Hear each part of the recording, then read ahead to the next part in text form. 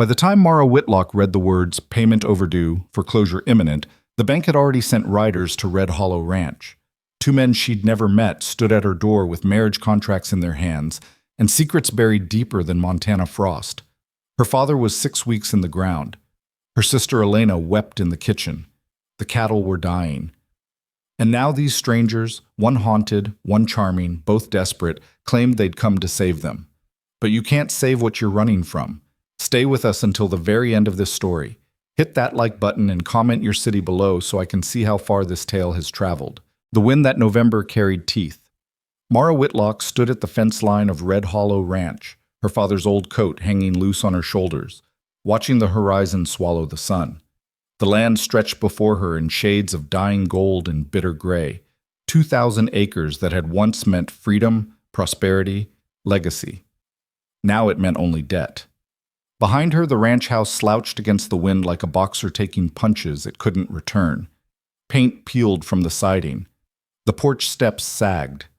Somewhere inside, her younger sister Elena was trying to make soup from the last of the dried beans and a venison bone they'd already boiled twice. Mara's hands gripped the fence rail, rough wood biting into her palms. She'd stopped wearing gloves 3 weeks ago. There was no point protecting hands that would be someone else's problem soon enough. "Mara!" Elena's voice cut through the wind, sharp with something that might have been fear or excitement. With Elena, it was often hard to tell the difference. "Mara, come quick!" She turned slowly, her body heavy with the kind of exhaustion that sleep couldn't touch. Elena stood in the doorway, her blonde hair escaping its braid, her cheeks flushed despite the cold.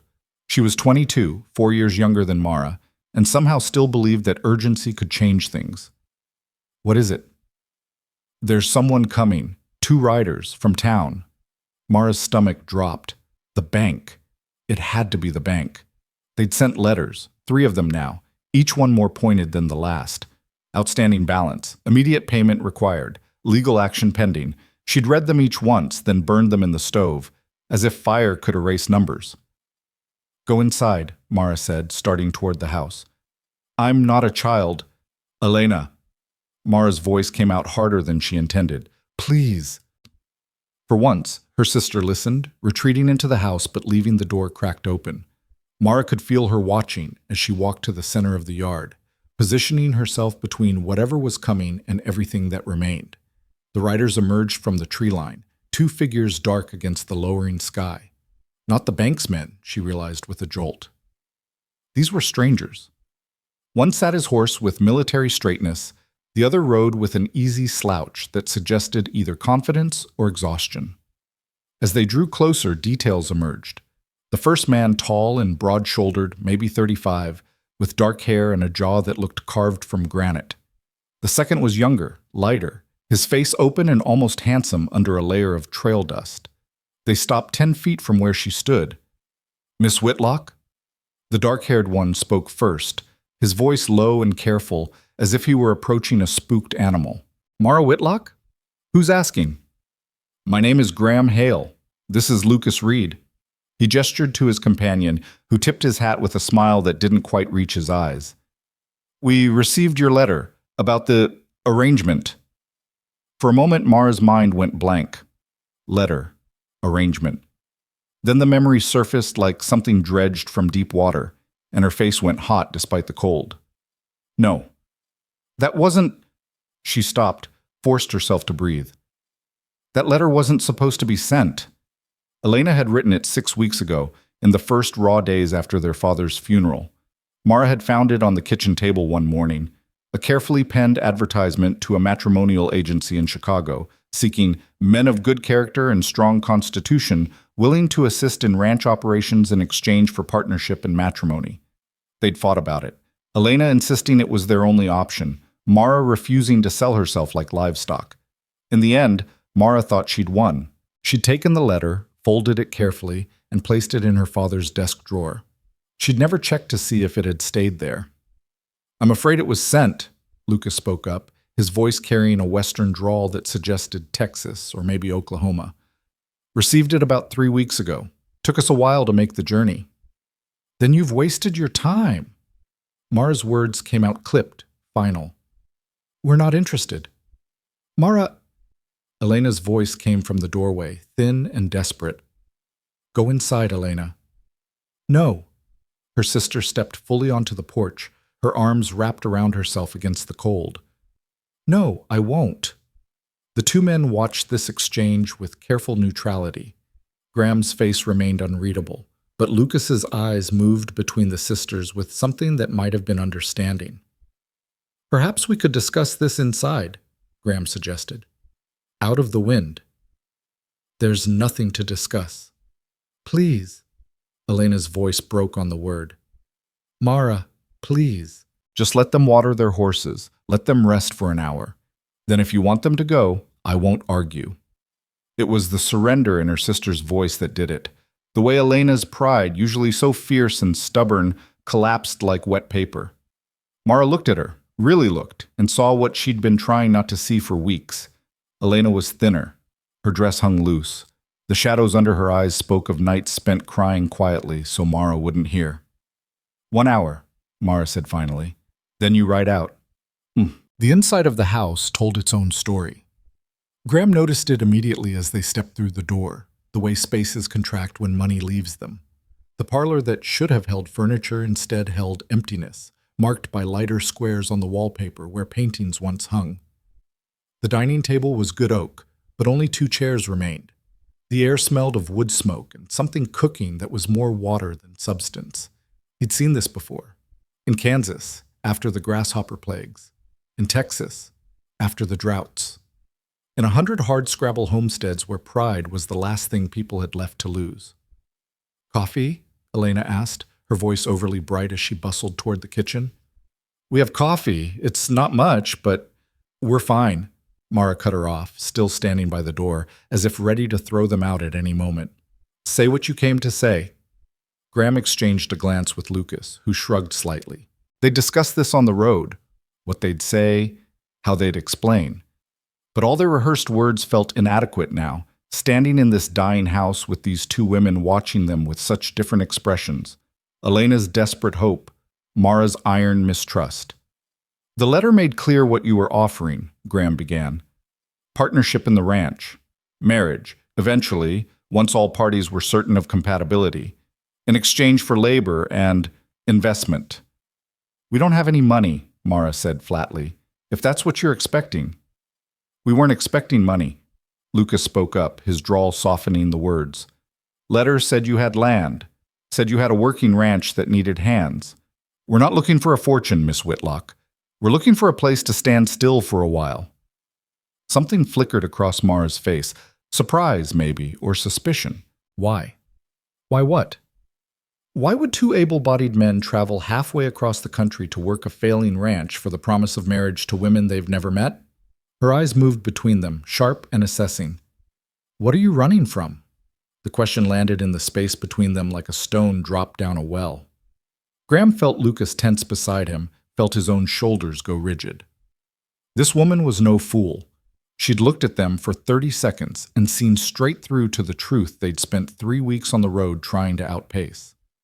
Everyone's running from something, Lucas said lightly, but his smile had gone brittle at the edges. That's not an answer. Mara. Elena had returned from the kitchen, carrying cups, even though no one had accepted coffee. You can't interrogate them. They came all this way. They came because they want something. I'm trying to figure out what. They want what we're offering. Elena's voice rose, frustration finally breaking through. They want land and partnership and a chance to build something, the same thing Papa wanted when he came out here. The same thing we want. Why is that so hard to believe? Because people don't give up everything they have for nothing. Mara's voice rose to match her sister's. Because men don't travel 1,000 miles to marry strangers unless they can't go home. The silence that followed was absolute. Graham watched Mara's chest rise and fall, watched her realize what she'd said, watched her refuse to take it back. Her jaw set in a hard line, daring them to deny it. He couldn't. You're right, he said quietly. We can't go home. Mara's eyes snapped to him, surprise replacing suspicion. At least I can't, he continued. Lucas has his own reasons, but mine are simple enough. I made choices I can't unmake, did things I can't undo. And the places I'm from don't have any interest in who I try to be now. They only care about who I was then. What did you do? He met her gaze steadily. Nothing I'm ashamed of, but plenty that other people think I should be. It wasn't an answer, and they both knew it, but it was the truth as far as he could give it. Behind him, he felt Lucas shift his weight, unsure whether to support Graham's partial confession or deflect with humor. The younger man settled for silence. Elena set the coffee cups down with hands that shook slightly. Does it matter? She asked, her voice small. If they're willing to work, if they're willing to help us save this place, does their past really matter? Mara looked at her sister, and something in her face softened. Not much, just a fraction, but enough to show the love beneath the hardness. It matters if their past follows them here. What past doesn't? Lucas asked. The question was quiet, genuine, stripped of his usual charm. You think your neighbors don't know you're in debt? You think the bank hasn't told everyone in town that Red Hollow is finished? Everyone's got a past, Miss Whitlock. The question is whether you're willing to let people have a future too. Mara's eyes moved to him, studying his face. For a long moment, she didn't speak. Outside, the wind picked up, rattling the windows in their frames. The house creaked and settled around them, old wood remembering what it used to be. I need to think, she said finally. Elena, show them the bunkhouse. They can stay the night. In the morning, I'll have an answer. Mara, so... One night, Elena. That's all I'm promising. The bunkhouse was worse than the main house. Graham had to duck to avoid a beam that sagged dangerously low in the center of the room. The structure had been built for 6 men, maybe 8 in close quarters, but now housed only ghosts and spiderwebs. 4 bunks lined the walls, their mattresses gone or rotted through. A potbelly stove sat cold in the corner, its pipe disconnected and leaning at an angle. I know it's not much, Elena said from the doorway, her voice apologetic. We sold most of the equipment 2 months ago. Had to let the hands go before that. It's just been the 2 of us since Papa... She trailed off, unable or unwilling to finish. How'd he die? Lucas asked. His voice was gentle, but Graham shot him a look anyway. Some questions didn't need asking. Elena didn't seem to mind. Horse threw him out near the north pasture. By the time Mara found him, he'd been lying there for hours. Doc said it was the cold that killed him in the end, not the fall. She wrapped her arms around herself, though the bunkhouse was barely colder than outside. He was 62, strong as an ox his whole life, and he died because he couldn't get up. The story settled over them like dust. I'm sorry, Graham said, and meant it. Elena nodded, blinking hard. The bank gave us 60 days to catch up on payments. That was 5 weeks ago. We've sold everything that wasn't nailed down, and it's still not enough. Mara keeps saying she'll figure something out, but she looked at them both, her eyes desperate and young. There's nothing left to figure. We need help. Real help. The kind that stays. And your sister? Graham asked. She doesn't agree? Mara doesn't trust easily. She never has, but after Papa died, it got worse. She thinks she has to hold everything together by herself, like if she shows weakness for even a second, the whole world will collapse. Elena's voice was fond, despite the frustration. She doesn't understand that asking for help isn't weakness, it's just sense. Lucas had wandered over to one of the bunks and was testing its frame with his boot. These are solid, he said, probably just need new ropes and mattresses, some straw in a pinch. There's straw in the barn, Elena offered. Not much, but enough for a night or 2. We'll make do. Graham looked around the bunkhouse again, mentally cataloging what could be fixed and what would need replacing. Miss Whitlock, Elena, can I ask you something? Of course. That letter you sent. The advertisement. Your sister said it wasn't supposed to go out. Did you send it without her permission? Elena's face flushed. I knew she'd say no. She's been saying no to everything since Papa died. No to selling the ranch. No to asking the neighbors for help. No to anything that looks like surrender. But I also knew she'd work herself into the ground before she'd admit we can't do this alone. She lifted her chin defiantly. So yes, I sent it without asking. I sent it because someone had to do something before there was nothing left to save. The words hung in the air, righteous and raw. Graham found himself respecting this young woman despite, or maybe because of, her desperation. She'd made a choice that terrified her and stood by it. That took a particular kind of courage. Your sister's going to be angry when she finds out, Lucas observed. She'll forgive me. Elena said it like a prayer. Eventually. No. They sent Elena back to the house as the sun disappeared behind the mountains, painting the sky in shades of blood and ash. Graham and Lucas worked in silence, hauling straw from the barn to stuff makeshift mattresses, reconnecting the stovepipe, sweeping out months of accumulated dirt and debris. It was Lucas who finally broke the quiet. This is worse than I thought. Graham didn't ask what he meant. They'd both seen it. The ranch held together by stubbornness and not much else. Fences that needed mending. Barns with roofs going soft. A corral that could maybe hold horses if those horses were particularly lazy and unambitious. We can fix it, Graham said. Can we?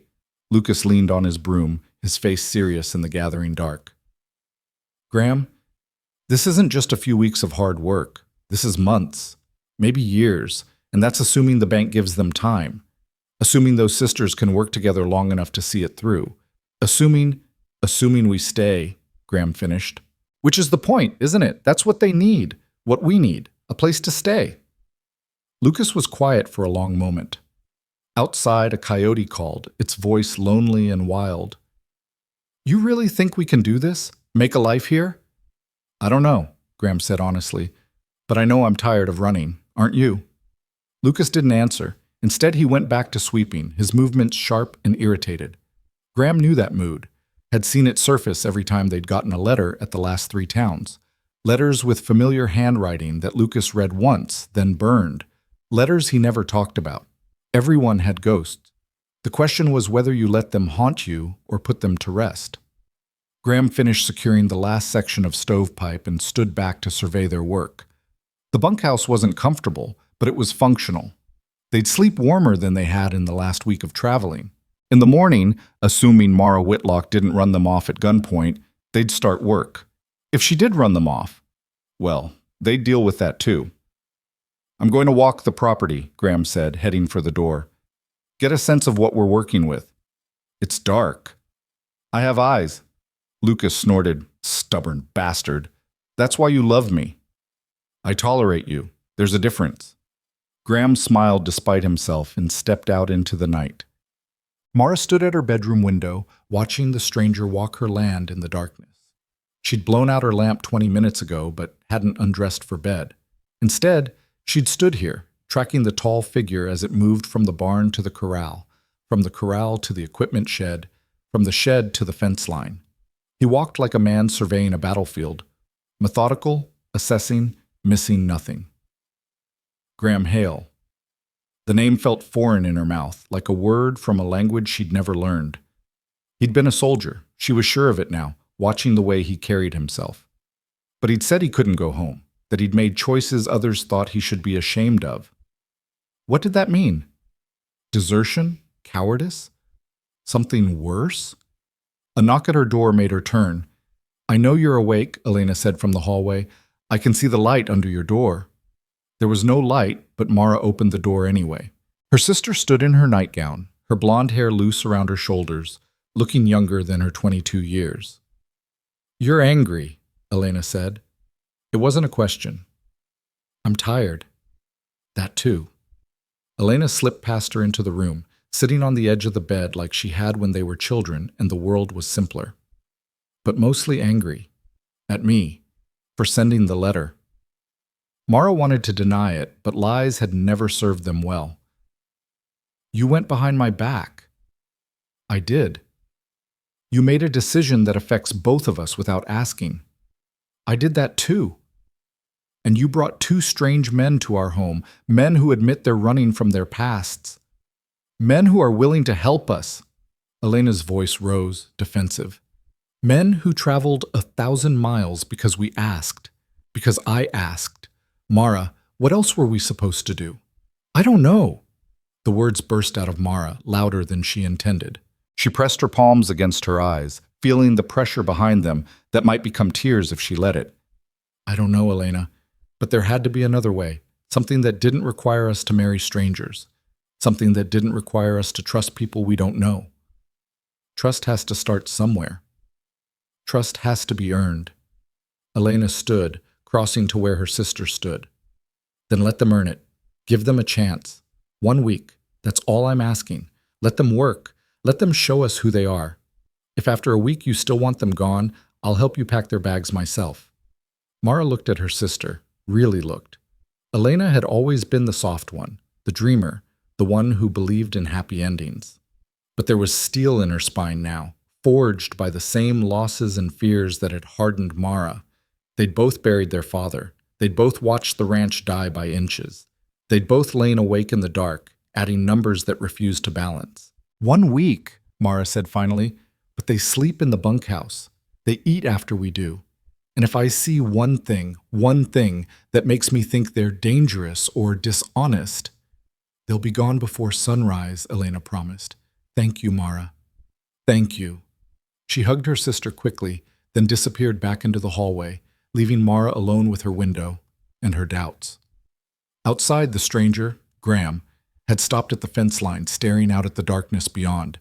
Even from here, Mara could see the weight he carried in his shoulders, the way he stood like a man expecting something to emerge from the shadows and strike. What are you running from? She wondered. And will it follow you here? The wind gave her no answer, only its endless, indifferent howl. Dawn came cold and sharp, painting the world in shades of frost and pale gold. Graham woke to the sound of someone chopping wood, an axe striking home with rhythmic precision. He dressed quickly in the dim light, noting that Lucas's bunk was empty, his blanket already folded with military corners despite Lucas never having served a day in uniform. Outside, he found Mara at the woodpile, her breath clouding in the frigid air as she worked. She'd changed into men's work clothes, canvas pants and a heavy flannel shirt that might have been her father's. Her dark hair was braided tight against her skull, and she swung the axe with practiced efficiency, splitting logs with 2 strikes, where most men would need 3. She saw him watching and didn't stop working. There's coffee in the house. Help yourself. I can do that. Graham gestured to the woodpile. The chopping. I've been doing it for 6 weeks. I can manage another morning. I'm sure you can. But if I'm going to be here, I might as well make myself useful. Mara drove the axe into the chopping block and finally turned to face him. In the morning light, he could see details he'd missed the night before. The freckles across her nose, the calluses on her hands, the scar that bisected her left eyebrow. She was beautiful in the way granite is beautiful, all hard lines and uncompromising angles. My sister tells me I'm supposed to give you a week, she said. That's generous? It's foolish, but Elena thinks you deserve a chance, and I've learned to trust her instincts even when they terrify me. She pulled the axe free and held it out to him. So here's how this works.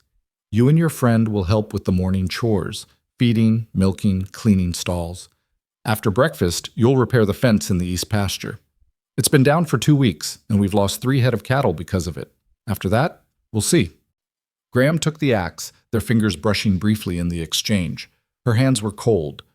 And if we do good work, then you'll get another day, and another, until either we trust each other or we don't. She met his eyes steadily. But understand this, Mr. Hale. I'm not looking for a husband. I'm looking for someone who can help me save this land. Everything else is negotiable. Fair enough. Is it? Something flickered in her expression. Curiosity, maybe, or challenge.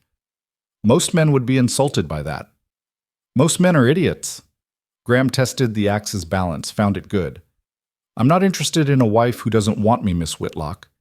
If we do this, it'll be because we both choose it, not because a contract says we should. For the first time since they'd arrived, Mara almost smiled. It was barely there, just a softening at the corners of her mouth, but it changed her entire face. Elena was right about you. What did she say? That you weren't like other men she'd met. Mara started toward the house, then paused. Don't prove her wrong, Mr. Hale. We've had enough disappointment.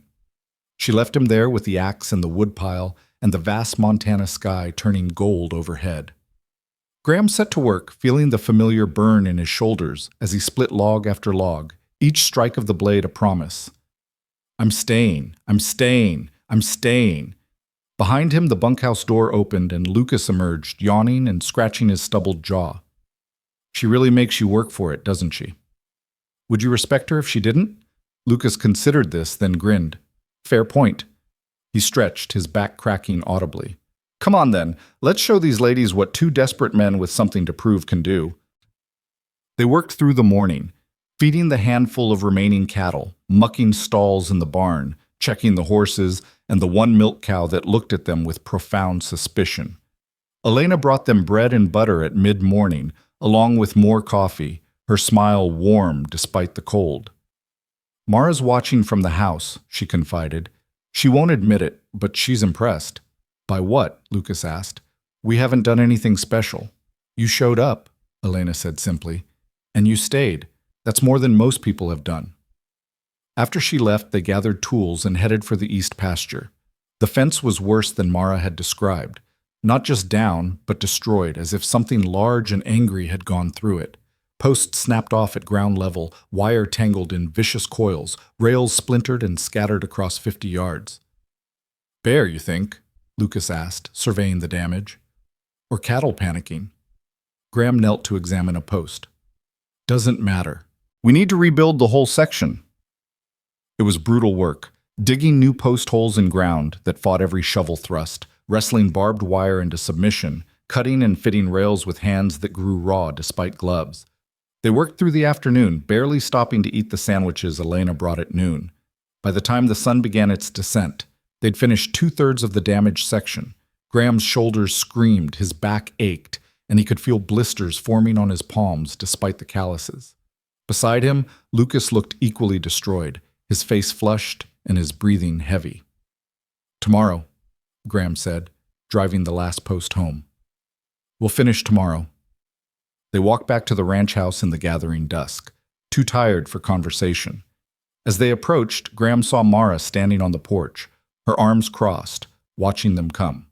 When they reached her, she looked past them toward the pasture. Even from here, the new fence line was visible, straight and strong, cutting across the land like a promise kept. You'll finish tomorrow? She asked. Yes, ma'am. She nodded once, then turned to go inside. At the door, she paused. Mr. Hale, Mr. Reed, thank you for today's work. Supper will be ready in an hour. You're welcome to join us in the house. It was a small thing, an invitation to a meal, but the way she said it, formal and careful, as if each word cost her something, made it feel like more, like a door opening, just a crack, letting in the first cold draft of possibility. We'd be honored, Graham said. Mara disappeared inside, leaving them on the porch with their exhaustion and their cautious hope. Well, Lucas said softly, that's something. It's a start. Think it'll last? This week she's giving us? Graham looked out at the land, at the mountains going purple in the fading light, at the ranch that was broken and beautiful and worth saving. I don't know, but I'm going to work like it will. That night they ate at the table in the main house. Simple food, stew and bread, but warm and filling. The conversation was careful, dancing around dangerous topics, but Elena kept it moving with questions about their journey, about the country they'd traveled through. Mara stayed mostly quiet, but Graham caught her watching him sometimes, her eyes thoughtful. Later, lying in his bunk in the darkness, Graham thought about the document folded in his pack, the discharge papers marked with words like insubordination and conduct unbecoming. Thought about the choice he'd made that had ended his career and started this long flight west. He'd refused an order, a direct command from a superior officer, had been told to lead his men into a massacre disguised as a military action, and he'd said no. They'd stripped his rank, dishonorably discharged him, and made sure every fort and outpost from Carolina to California knew his name and his shame. He'd been branded a coward, a traitor, a man who broke when honor demanded he stand firm. But he'd looked at that order, at what they'd wanted him to do, and known in his bones it was wrong. Morally, fundamentally wrong. So he'd refused, accepted the consequences, and walked away from the only life he'd known. Now he was here, at the edge of the world, in a dying ranch with two women who needed help and didn't trust him. It felt right. It felt like where he was supposed to be. Tomorrow, he'd finish the fence. Tomorrow, he'd prove himself worth keeping. Tomorrow, he'd take another step toward becoming someone new, someone unshackled from what he'd been forced to leave behind. Outside, the wind sang its cold song, and somewhere in the darkness, the land waited to see if he was strong enough to stay. The fence was finished by noon the next day. Graham drove the final staple into place and stepped back, wiping sweat from his forehead despite the November chill. Beside him, Lucas tested the wire tension one last time, then nodded his approval. The new fence line stretched across the east pasture, strong and true, replacing the wreckage that had been there 24 hours before. "Not bad for two strangers," Lucas said, coiling the leftover wire. "Not bad at all." Mara's voice came from behind them, and both men turned to find her sitting astride a gray mare, watching them with an expression that might have been respect. She'd ridden up so quietly neither had heard her approach. "You've done good work." Graham felt an unexpected warmth at the praise. "Fence should hold through winter. Come spring, you might want to reinforce the corner posts, but it'll do for now." Mara dismounted in one fluid motion, walking the fence line with a critical eye. She tested posts, checked wire tension, examined their cuts and joins with the thoroughness of someone who'd built 1,000 fences. Finally, she turned back to them. "My father taught me to judge a man by his work," she said. "He'd say you can tell everything you need to know about someone by how they finish a job. Whether they cut corners, whether they rush, whether they care about what comes after they're gone." She paused, her hand resting on one of the new posts. "You built this fence like you planned to be here to see it stand. Like it matters." "It does matter," Graham said simply. "Does it? Or are you just trying to convince me to let you stay?" The question wasn't accusatory, just curious, and Graham found himself answering honestly. "Both, maybe. But mostly because I'm tired of doing work that doesn't last. Tired of being temporary." Something shifted in Mara's expression, a softening around her eyes that suggested she understood more than he'd said. "Elena's making lunch. Come eat before you tackle whatever you're planning to tackle next." They gathered their tools and followed her back toward the house, the mare trailing behind on a loose lead. The ranch looked different in daylight, Graham thought. Less desperate, maybe, or just more clearly defined. He could see now what it had been, what it might be again, a working operation with good bones beneath the decay. "Miss Whitlock," Lucas spoke up as they walked. "That barn roof, when's the last time someone checked the supports?" Mara's jaw tightened. "Last spring. Why?" "Noticed some sagging along the ridgeline yesterday. Might be nothing, but might be worth looking at before we get heavy snow." "Add it to the list." Her voice had gone flat, and Graham recognized the tone. Too many problems, not enough solutions, the weight of it all pressing down like that sagging roof. "Right now I'm more worried about the well. Water pressure's been dropping. If that goes—" She didn't finish the sentence. She didn't have to. A ranch without water was a ranch without a future. They ate lunch at the kitchen table, thick slices of bread, butter, and venison from a deer Lucas had shot that morning. Elena kept the conversation light, asking about their plans for the afternoon, carefully avoiding anything too personal. But Graham noticed her watching Lucas when she thought no one was looking, something curious and cautious in her gaze. "I should check that well," Graham said when they'd finished eating. "See if there's an obvious problem." "I'll come with you," Mara said, already standing. "Elena, can you show Lucas the barn? Get his opinion on that roof?" Elena's face brightened. "Of course." They split up outside the house, Mara and Graham heading toward the well house near the north pasture, Elena and Lucas disappearing toward the barn. The afternoon sun was weak and watery, doing little to cut the cold. "You don't have to fix everything in 1 week," Mara said as they walked. "I know the place is falling apart. I know there's more work than 4 people can handle.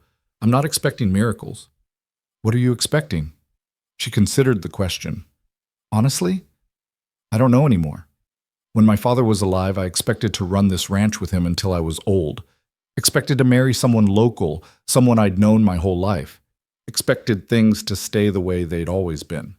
She kicked at a stone in the path. "But expectations are luxuries. Now I just try to make it through each day. That's not sustainable." "No," she agreed quietly. "It's not." They reached the well house, a small wooden structure that housed the pump mechanism. Graham opened the door and immediately smelled damp earth and rust. Inside, the pump showed signs of neglect, seals cracking, connections loose, the whole assembly shaking when he worked the handle. When's the last time someone serviced this? 2 years, maybe? We couldn't afford it last year. Mara stood in the doorway, arms crossed against the cold. Can you fix it? I can try. Need to take it apart, see what's salvageable. He ran his hands over the mechanism, mentally cataloging parts and problems. Might need to order replacements from town. That gonna be an issue? Money's always an issue. Mara's voice was matter-of-fact, without self-pity. But a broken well is a bigger issue. Do what you need to do. I'll figure out how to pay for it. Graham straightened, meeting her eyes in the dim light of the well house. Miss Whitlock. Mara, can I ask you something direct? You're going to anyway. How bad is it? The debt? For a moment, he thought she wouldn't answer. Then she sighed, the sound carrying all her exhaustion. $3,000. That's what we owe the bank. We've paid off maybe $300 in the last 6 weeks, selling everything that wasn't nailed down. At this rate, we'd need 2 years to clear it. We have 3 weeks. The numbers hit him like a physical blow. $3,000 might as well have been $3 million for a ranch this size, this isolated, this close to collapse. There has to be a way, he said, more to himself than to her. If there is, I haven't found it. Mara turned to look out at the land beyond the well house, acres and acres of brown grass and gray sky, beautiful and indifferent. My father mortgaged everything to buy new breeding stock 5 years ago, said it was an investment in the future. Then the cattle got sick, half the calves died, and we were left with debt and nothing to show for it. Her voice was steady, reciting facts like they were someone else's tragedy. We've been bleeding ever since. Slowly at first, then faster. By the time Papa died, there was nothing left but the land itself. And you're trying to hold on to it alone, not alone anymore. She looked at him, and something in her expression made his chest tighten. For better or worse, you're here now. You and Lucas and whatever ghosts you're both running from. Graham almost told her then. Almost pulled out the discharge papers and explained everything. The order he'd refused, the career he'd lost, the name he could never fully escape. But the moment passed, and he found himself saying instead, everyone deserves a chance to start over. Do they? Mara's question was soft, almost philosophical. Or do we just carry our mistakes with us wherever we go? Maybe both.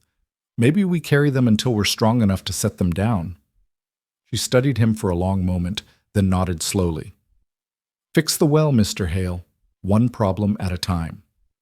Across the ranch, in the dusty shadows of the barn, Elena and Lucas were having their own reckoning. Lucas stood on a ladder, examining the roof supports with growing concern. The wood was sound in places, rotted through in others, and the whole structure settled unevenly on its foundation. A few more months, one heavy snow, and the entire roof might come down. This is bad, he called down to Elena. Not catastrophic yet, but heading that direction. Can you fix it? Elena held the ladder steady, her face tilted up toward where Lucas worked. With time and materials, sure, but it's not a one-day job. More like a week, maybe 2. He climbed down, brushing dust and cobwebs from his clothes. You'd need new support beams for this section, new roofing along the west side, and the foundation needs shoring up before you do anything else. Elena's shoulders sagged. More money we don't have. Hey, Lucas's voice softened. I wasn't asking for payment, just being honest about what needs doing. I know. I appreciate the honesty. She walked deeper into the barn, running her hand along an empty stall. This place used to be full, 20 horses, a dozen milk cows, more chickens than you could count. My father loved it. Loved the noise and the chaos, and the feeling that everything was alive. Her hand dropped. Now it's just empty. A building waiting to fall down. Lucas followed her, his boots loud in the hollow space. It doesn't have to stay that way. Doesn't it? Elena turned to face him, and Lucas saw tears standing in her eyes, though she blinked them back fiercely. You've been here 2 days, Lucas. You've seen what we're up against. A fence and a well pump aren't going to save Red Hollow. We need money. We need time. We need... She trailed off, shaking her head. A miracle? Lucas suggested gently. I was going to say luck, but that too. She smiled despite herself. My sister thinks I'm a foolish dreamer. Maybe she's right. Maybe bringing you and Graham here was just another desperate fantasy. Or maybe it was the smartest thing you could have done. Lucas closed the distance between them, stopping a respectful few feet away. Look, I'm not going to lie and say everything's going to be fine. I don't know if we can save this place, but I know Graham and I are willing to try, and I know that's better than facing it alone. Elena searched his face, looking for something, truth maybe, or sincerity. Why? She asked. Why would you do this for strangers? It was the same question Mara had asked, and Lucas found himself giving the same kind of half answer. Because everyone needs a place to land, and maybe we're all strangers until we're not. That's not a real answer. No, Lucas admitted, but it's the one you're getting today. Something in Elena's expression shuddered, and Lucas mentally cursed himself. She'd asked a direct question, deserved a direct answer, and he'd deflected like a coward. But how could he explain the letters that followed him from town to town? The obligations he was trying to outrun? The choice he'd have to make eventually between here and there? Between the life he wanted and the life others expected of him? I should get back to the house, Elena said, her voice carefully neutral. There's mending to do before supper. Elena, wait. But she was already moving toward the barn door, her footsteps quick and purposeful. Lucas watched her go, frustration and regret warring in his chest. He'd come to Montana to escape complications, but somehow he'd found new ones, wrapped in the form of a blonde woman with sad eyes and too much hope. He stayed in the barn for a while after she left, examining supports and calculating costs, but his mind kept drifting. Finally, he climbed down and went to find Graham at the well house. He found his friend elbow deep in the pump mechanism, rust and grease streaking his arms. How's it look? Terrible, Graham said cheerfully. But fixable. Need parts from town, though. I'll make a list, ride in tomorrow. I'll come with you. Graham glanced up, reading something in Lucas's expression. What happened? Nothing. Everything. I don't know. Lucas sat on the edge of the well house, suddenly tired. That girl, Elena, she asked me why we're really here, why we'd help them. What'd you tell her? Nothing useful, same vague deflection I always give. He dragged a hand through his hair. I'm not good at this, Graham. The honesty thing, the staying put thing. I keep waiting for the other boot to drop. What boot? Lucas pulled a letter from his pocket. The most recent one. Arrived 3 days before they'd left for Montana. He'd read it once, then tried to forget it existed. Now he handed it to Graham without comment. Graham wiped his hands on a rag and unfolded the letter carefully. Lucas watched his face as he read, saw the concern that flickered across it. Your brother's getting married, Graham said finally. In 6 weeks. Wants me there. Expects me there. Lucas took the letter back, staring at handwriting he knew as well as his own. Says the family's asking about me. Says I can't hide forever. Says it's time to come home and face my responsibilities. What responsibilities? The family business, the land, everything my father built that I was supposed to inherit and continue.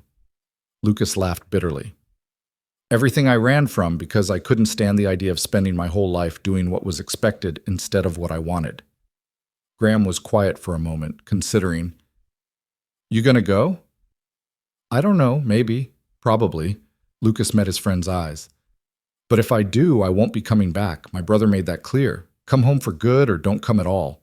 The family's done waiting for me to figure myself out. That's not fair. No, but it's real.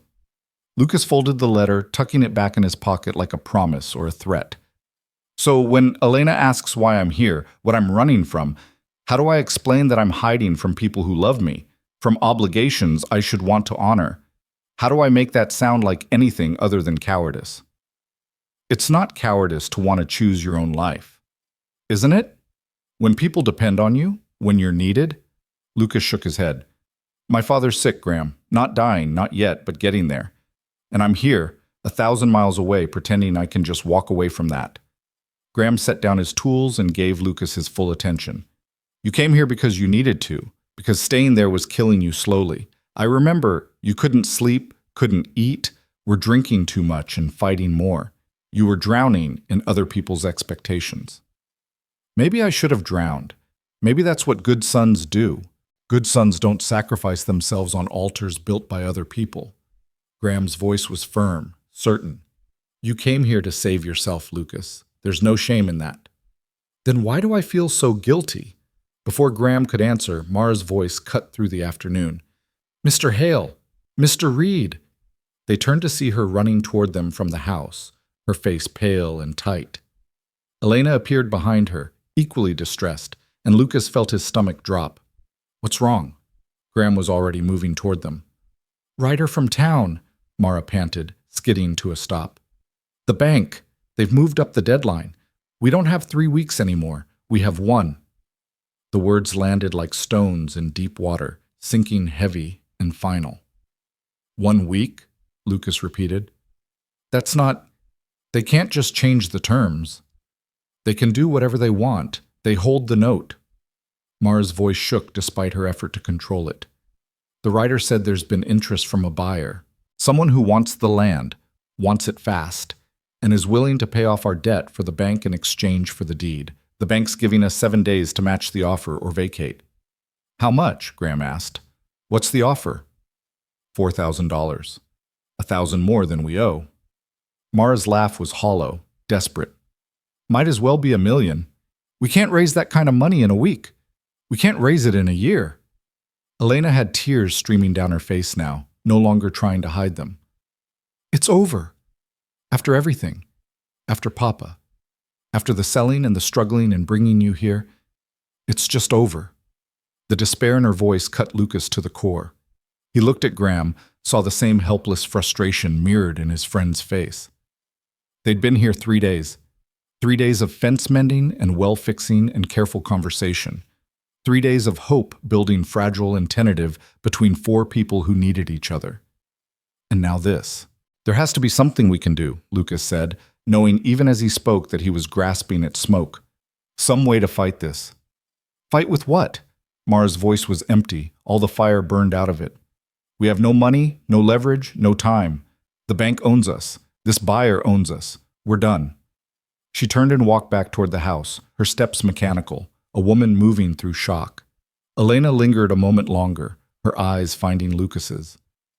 I'm sorry, she whispered. I brought you all this way for nothing. I hoped. Her voice broke. I'm so sorry. Then she too was gone, following her sister back to the house that would soon belong to someone else. Lucas and Graham stood alone by the well house, the Montana wind cutting through them with indifferent cold. We have to do something, Lucas said. Graham, we can't just... I know. Graham's jaw was set in a hard line, the same expression he wore when making impossible decisions. But what? We don't have $4,000. We don't have $400. There has to be a way. A loan, maybe. Or we could... Lucas stopped, an idea forming. A terrible, desperate idea. The family money. Graham's head snapped toward him. Lucas, my brother's letter. It mentioned my trust. The money my grandfather left me. I've never touched it because touching it meant giving in, meant admitting I was still part of that life. The words came faster now, urgent and reckless.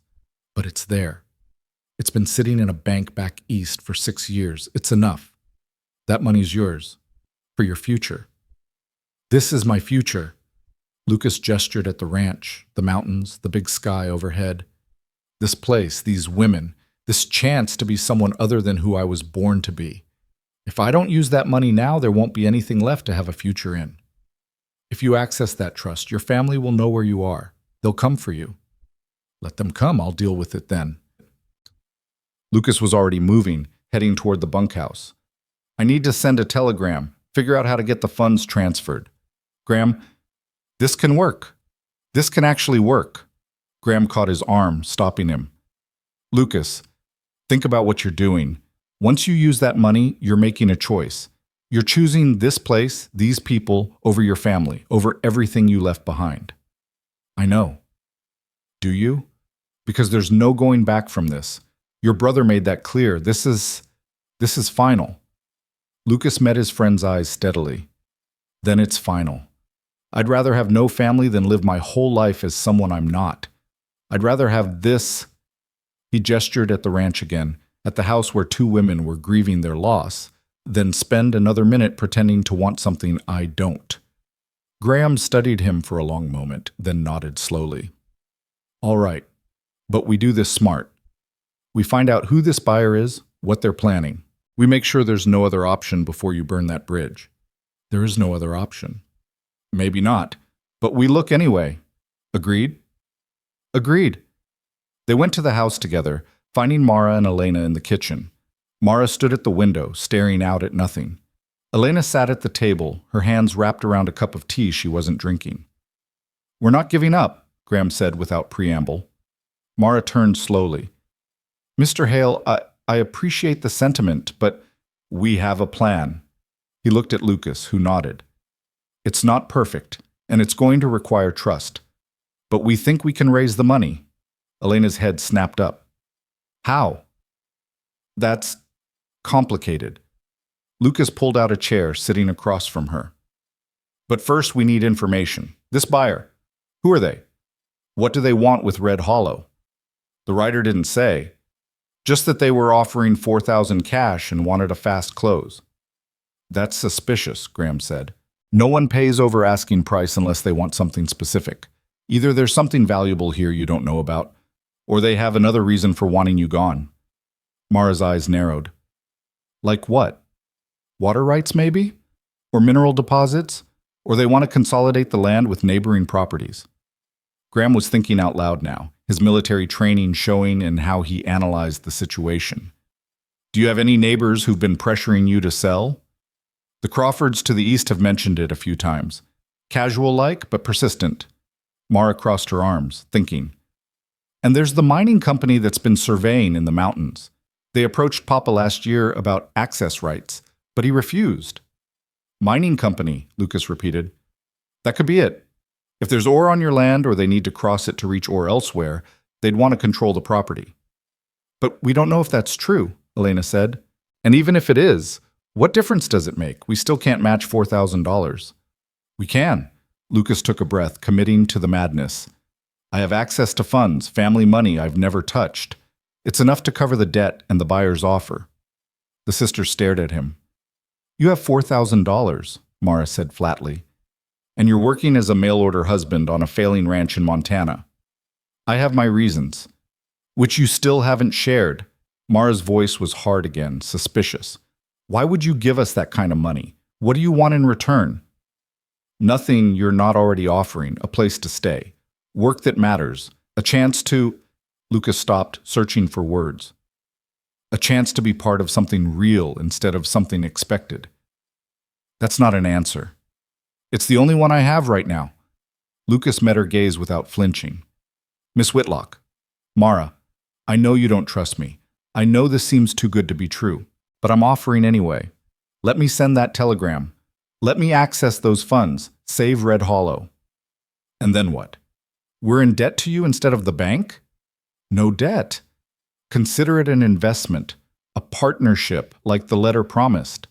He glanced at Elena, saw hope warring with fear in her expression. Let us help you. Mara was quiet for so long Lucas thought she might refuse. Then, finally, she nodded once. One condition, you tell us the truth. All of it. Why you're here, what you're running from, why you have money you've never used. If we're going to trust you with our home, we need to know who you really are. Lucas felt Graham tense beside him. This was it. The moment of truth they'd both been avoiding. Tell the sisters everything and risk judgment, or deflect again and lose their trust entirely.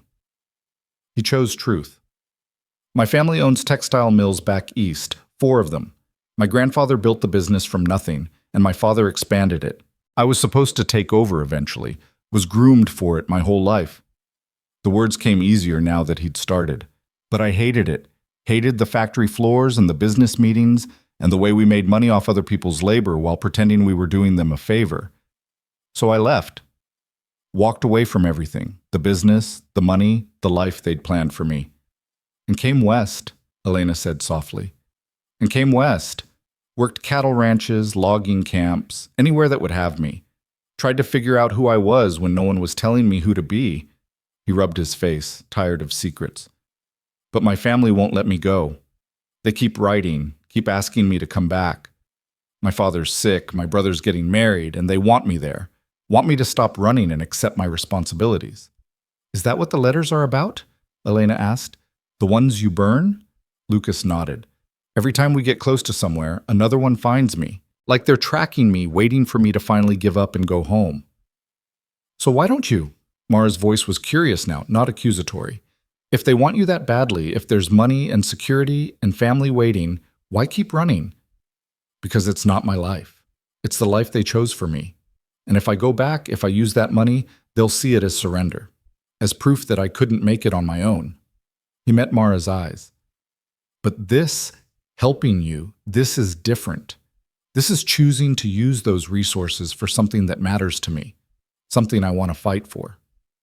The kitchen was silent except for the wind outside and the ticking of a clock on the mantel. Lucas could feel his heart beating too fast, could feel the weight of his confession hanging in the air. Finally, Elena spoke. "That's incredibly brave." "It's incredibly stupid," Mara countered, but her voice had softened. "You're going to destroy your relationship with your family. For people you barely know. For a ranch you've been at for 3 days." "Yes," Lucas said simply. "I am." Mara shook her head, but Lucas saw something like respect in her eyes. "You're both insane, you know that?" "Probably," Graham agreed. "But we're committed insane. That counts for something. Despite everything, the deadline, the desperation, the impossible situation," Elena laughed. It was a small sound, surprised and genuine, and it seemed to crack something in the tension that had filled the room. "All right," Mara said finally. "All right. Lucas, send your telegram. Graham, see what you can find out about this buyer and what they really want. Elena and I will go through Papa's papers, see if there's anything about mineral rights or surveys we missed."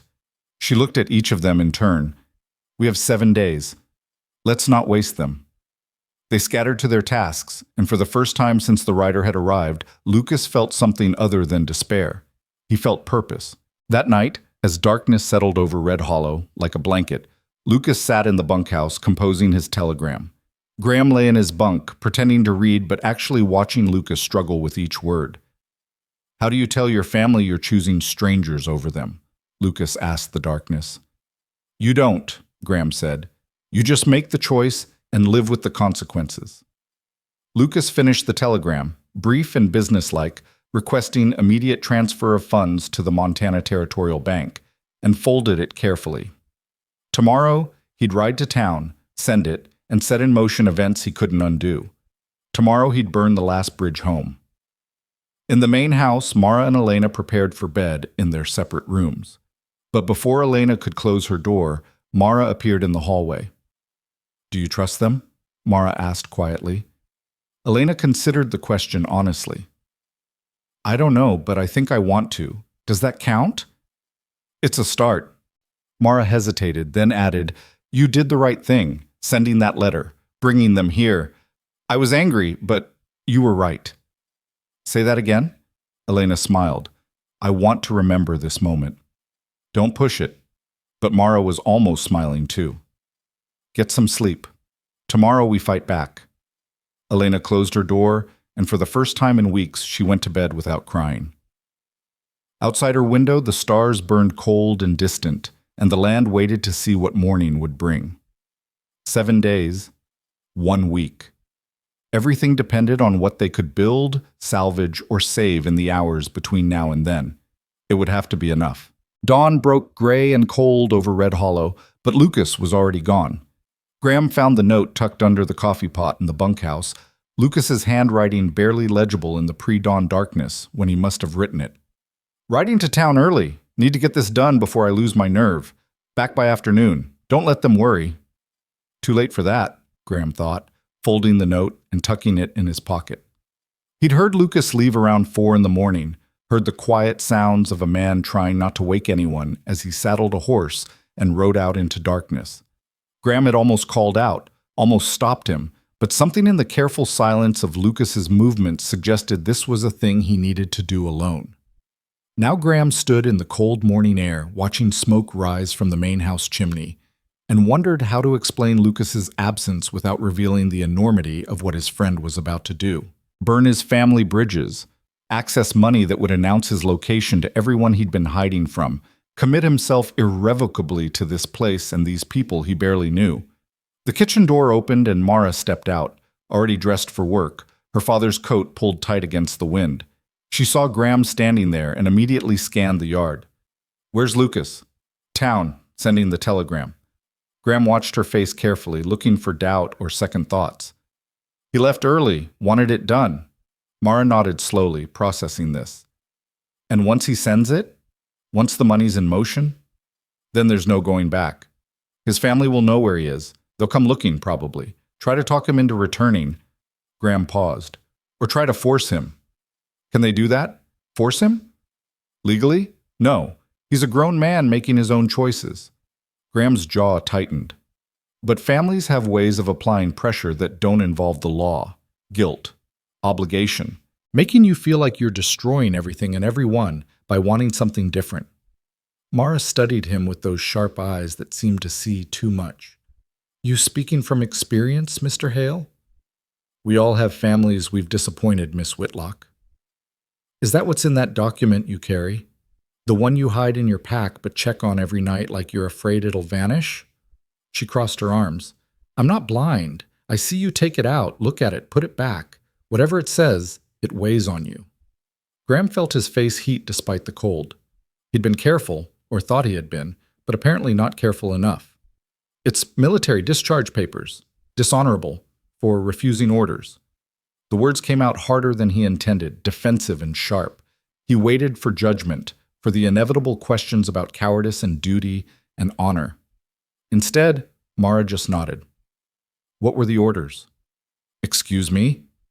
"The orders you refused. What were they?" Graham hesitated. He'd told this story before, or tried to. But no one had ever asked that specific question. They'd asked why he'd refused, or what he'd been thinking, or how he could live with the shame, but never what the actual orders had been.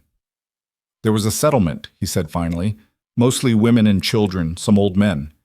They were harboring someone we wanted, a resistance fighter who'd killed 3 of our soldiers. My commanding officer ordered me to go in hard, make an example, burn them out if necessary to get our man." The memories came back sharp and bitter. "I looked at those faces, those children, and I knew what make an example meant, knew what burning them out would require. So I refused. And they discharged you for it. Dishonorably. Branded me a coward, and made sure everyone knew it. Couldn't get work on any military post, couldn't get references, couldn't go anywhere without that paper following me." He met her eyes. "So I understand what Lucas is doing, what it costs to walk away from what you're supposed to be." Mara was quiet for a long moment, the wind pulling strands of dark hair from her braid. "You think you made the right choice? Refusing those orders?" "I know I did. Even though it cost you everything? Especially because of that?" Graham's voice was steady, certain. "Some things are worth more than a career, more than reputation. I'd make the same choice again tomorrow." Something shifted in Mara's expression, a softening that transformed her face. "My father would have liked you, I think. He used to say that character isn't what you do when it's easy. It's what you do when every choice is hard, and you still pick the right thing anyway." She uncrossed her arms, shoving her hands in her coat pockets. "Come on, let's get the morning chores done. Elena's making breakfast, and we have 6 days left to figure out how to save this place." They worked through the morning in companionable silence, falling into a rhythm that felt natural despite having known each other less than a week. Graham mucked stalls while Mara fed the remaining livestock. Together they hauled water, checked fences, and did the 1,000 small tasks that kept a ranch functioning. By the time they finished, the sun had climbed higher and Elena was calling them in for food. The kitchen smelled of coffee and frying bacon, a luxury Elena had insisted on despite their dwindling supplies. "If we're going to fight," she'd declared that morning, "we're going to do it on full stomachs." Now she set plates on the table with a determined cheerfulness that didn't quite hide her worry. Her eyes kept drifting to the window, watching for Lucas's return. "He'll be fine," Graham said gently. "The town's not far. He probably stopped to ask questions, gather information about this mysterious buyer." "Or he's having second thoughts," Elena said quietly, "realizing what he's giving up and deciding we're not worth it." "Elena," Mara's voice was sharp, "don't. Don't what? Don't think about the obvious. He's sacrificing his entire future for people he barely knows, for a ranch that might fail anyway. What if he gets to town and realizes how insane this is?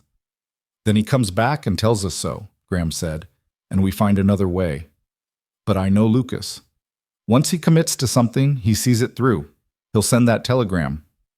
You can't be sure. No, Graham admitted, but I choose to believe it anyway. Sometimes that's all you can do. Choose to trust until someone proves you shouldn't. Elena absorbed this, then nodded slowly. They ate in silence, each lost in their own thoughts, until the sound of hoofbeats outside brought all three of them to their feet. Lucas appeared in the doorway, wind-burned and exhausted, but grinning. It's done. Telegram sent, funds requested. Clerk said it'll take 3 days for the transfer to complete, maybe 4. We should have the money by Friday. The relief in the room was palpable. Elena actually sagged against the counter, one hand pressed to her chest. Mara closed her eyes briefly, something that might have been prayer or just desperate gratitude crossing her face. Any problems? Graham asked. None. Clerk was professional, didn't ask questions. Money should transfer clean. Lucas pulled out a chair and dropped into it heavily. But I did learn something interesting while I was in town. About the buyer? Mara was suddenly alert, focused. Better. About who's pushing this sale. Lucas accepted the coffee Elena poured him with a grateful nod. Ran into the land office clerk at the general store, got him talking about recent transactions, big purchases, that sort of thing. Turns out there's been a lot of activity lately. Small ranches being bought up, water rights consolidated, all by the same entity. The mining company, Graham guessed. Close. A development company out of Denver called Territorial Holdings. They've been buying land all through this valley for the past 6 months, always through intermediaries, always pushing for fast closures. Lucas leaned forward, warming to his story. And here's the interesting part. The company's president is Marcus Crawford. Mara's face went pale. Robert Crawford's son. Your neighbor, Graham said, connecting the pieces. The one who's been asking about buying your land. Not just asking, pressuring.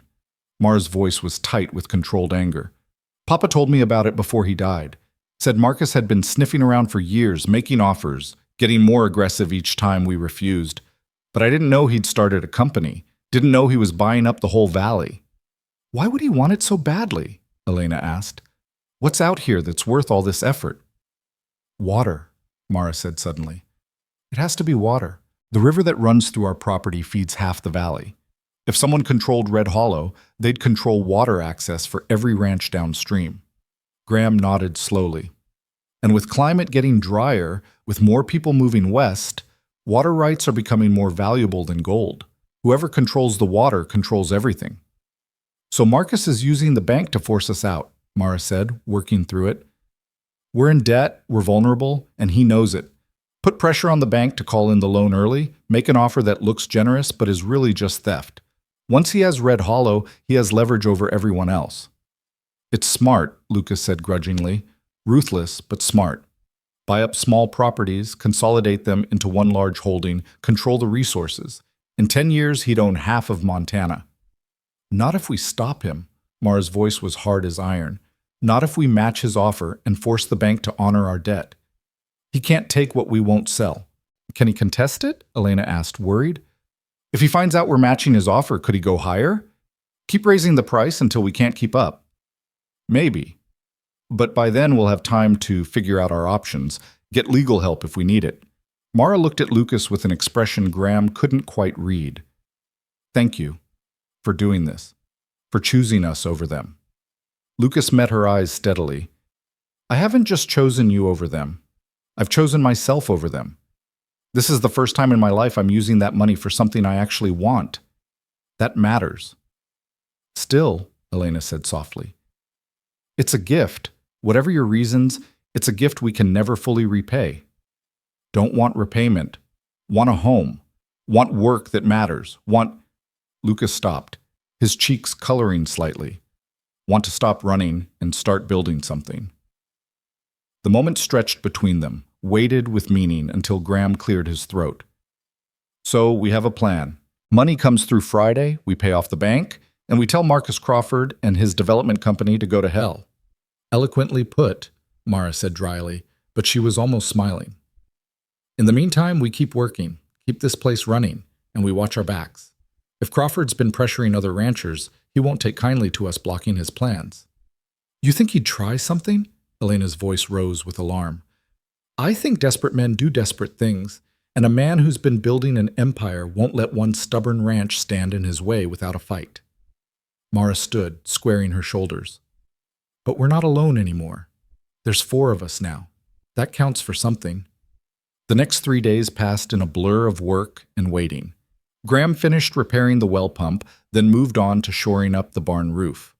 Lucas worked alongside him, the two of them developing a rhythm born of years of friendship and shared labor.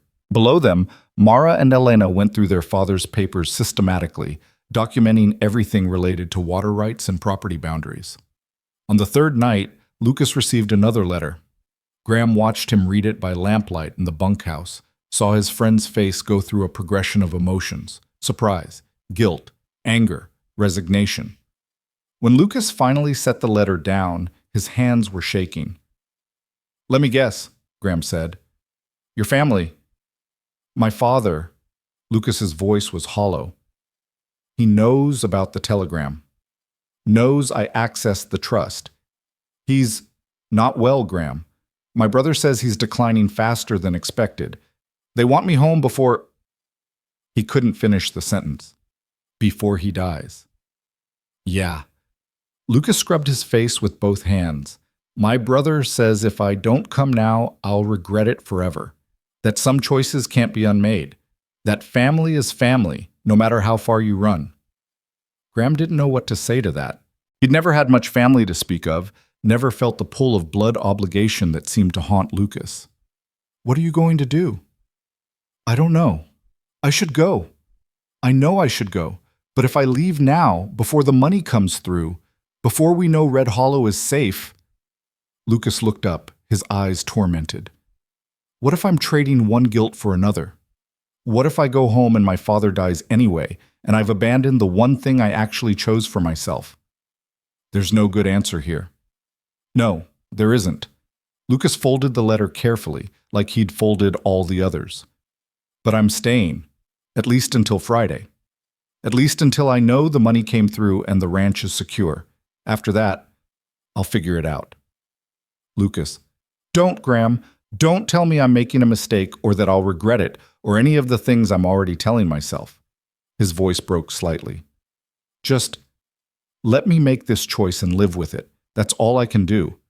Graham nodded, respecting his friend's pain even if he couldn't fully understand it. They sat in silence for a while, listening to the night sounds of the ranch, until Lucas spoke again. "Elena asked me today if I believed in fate." "What'd you tell her?" "That I didn't know. That maybe we make our own fate by the choices we make, the things we're willing to fight for."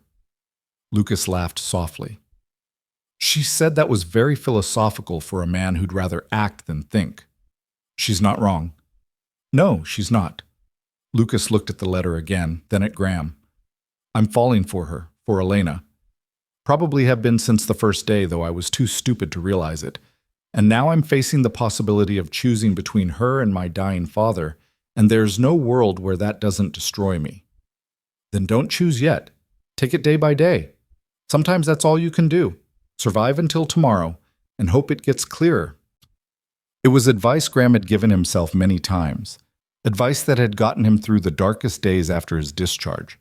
It wasn't comfort, exactly, but it was truth, and sometimes truth was all you had. Friday arrived with agonizing slowness. Mara and Lucas rode to town at first light, leaving Graham and Elena to manage the ranch.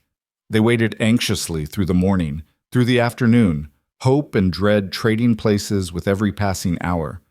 When the riders finally appeared on the horizon, Graham and Elena rushed out to meet them. One look at Mara's face told them everything they needed to know. "The money came through," she said, dismounting in one smooth motion. "All of it. We paid off the debt, settled with the bank, and told them we're keeping Red Hollow." Elena let out a cry of relief and joy, throwing her arms around Lucas, who caught her with a surprised laugh. Graham allowed himself a smile, feeling the knot of tension in his chest finally loosen. "What did the bank say?" he asked. "They weren't happy," Lucas reported, especially when they had to inform Marcus Crawford that his offer was no longer needed. Apparently he was there, waiting to sign papers, expecting us to fail. "How did he take it?" Elena asked, still holding on to Lucas. "About as well as you'd expect. Made some threats, said we'd regret this, implied this wasn't over." Mara's voice was calm, but her eyes were hard. "But the law's on our side now. We own Red Hollow free and clear. He can't touch us." "Unless he finds another way," Graham said quietly. "Unless that." Mara turned to look at her ranch, at the land that was finally, truly theirs again. "But we'll face that when it comes. Right now, I just want to breathe for a minute, to feel what it's like to not be drowning." They stood together in the yard as the sun began its descent. 4 people who'd been strangers a week ago and now were… what? Friends? Partners? Family? Maybe all of those things. Maybe none of them yet. But they'd fought together, survived together, and that had to count for something. That night they celebrated with a proper dinner. Chicken Elena had been saving, vegetables from the root cellar, even a pie made from preserved apples. They ate until they were full, drank coffee until they were restless with it, and talked about the future with something that felt dangerously like hope. "We need to hire hands," Mara said, pushing her empty plate away. "Can't run this place with just 4 people. Come spring, we'll need help with calving, branding, all of it." "Where will we find them?" Elena asked. "And how will we pay them?" "We have some cushion now, after settling the debt. Not much, but enough to offer fair wages for the season. As for finding them…" Mara looked at Graham and Lucas. "You two have worked ranches before. You must know people. Men looking for work who won't ask too many questions about the owners." "I know a few," Lucas said. "Good workers who move around a lot. I can write to them, see who's available." "Do it. We'll need at least 3 more men, maybe 4. Mara was already planning, her mind moving through logistics. "Graham, that barn roof, how long before it's secure?" "Another week of good weather, 2 if it rains. Make it your priority. Elena and I will work on the house, fix what we can before winter really sets in." She looked around the table at the faces that had become familiar so quickly. "We're really doing this. We're really going to make this work." "We're going to try," Graham corrected gently. "That's all anyone can do." The evening wound down slowly, everyone reluctant to break the spell of peace that had settled over them. Eventually, Elena and Mara retreated to the house, leaving Graham and Lucas in the bunkhouse. Lucas lay in his bunk, staring at the ceiling, the letter from his brother burning a hole in his pocket. He should write back, should explain his choice, try to make them understand. But what words could possibly convey the complexity of what he felt? How could he explain that he was choosing life over obligation, present over past, hope over guilt? "You should go see him," Graham said into the darkness. "My father?" "Yeah, before he dies. Before you have to live with never saying goodbye." Graham propped himself up on one elbow, looking over at his friend. "The money's through. The ranch is secure. You can take a few weeks, go home, make your peace, then come back if that's what you still want." "What if I can't come back? What if they convince me to stay?" "Then that's your choice too. But at least you'll have made it consciously, not by default."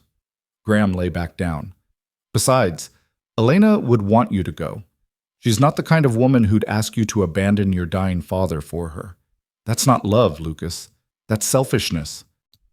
Lucas knew Graham was right, knew it in his bones, even as everything in him wanted to refuse. He'd found something here at Red Hollow. Purpose, belonging, maybe even love. Leaving, even temporarily, felt like inviting disaster, like the universe would see his absence as permission to take it all away. But his father was dying, and some debts had to be paid, no matter the cost. "I'll think about it," he said finally. "Don't think too long." They fell silent, 2 men wrestling with their own demons in the darkness, until sleep finally claimed them both. The confrontation came 3 days later. Graham was on the barn roof, hammering in new shingles, when he saw the riders approaching. 6 of them, riding hard, led by a man on a black gelding who carried himself with the arrogance of someone used to getting his way. "Mara," Graham called, climbing down the ladder fast. "We have visitors."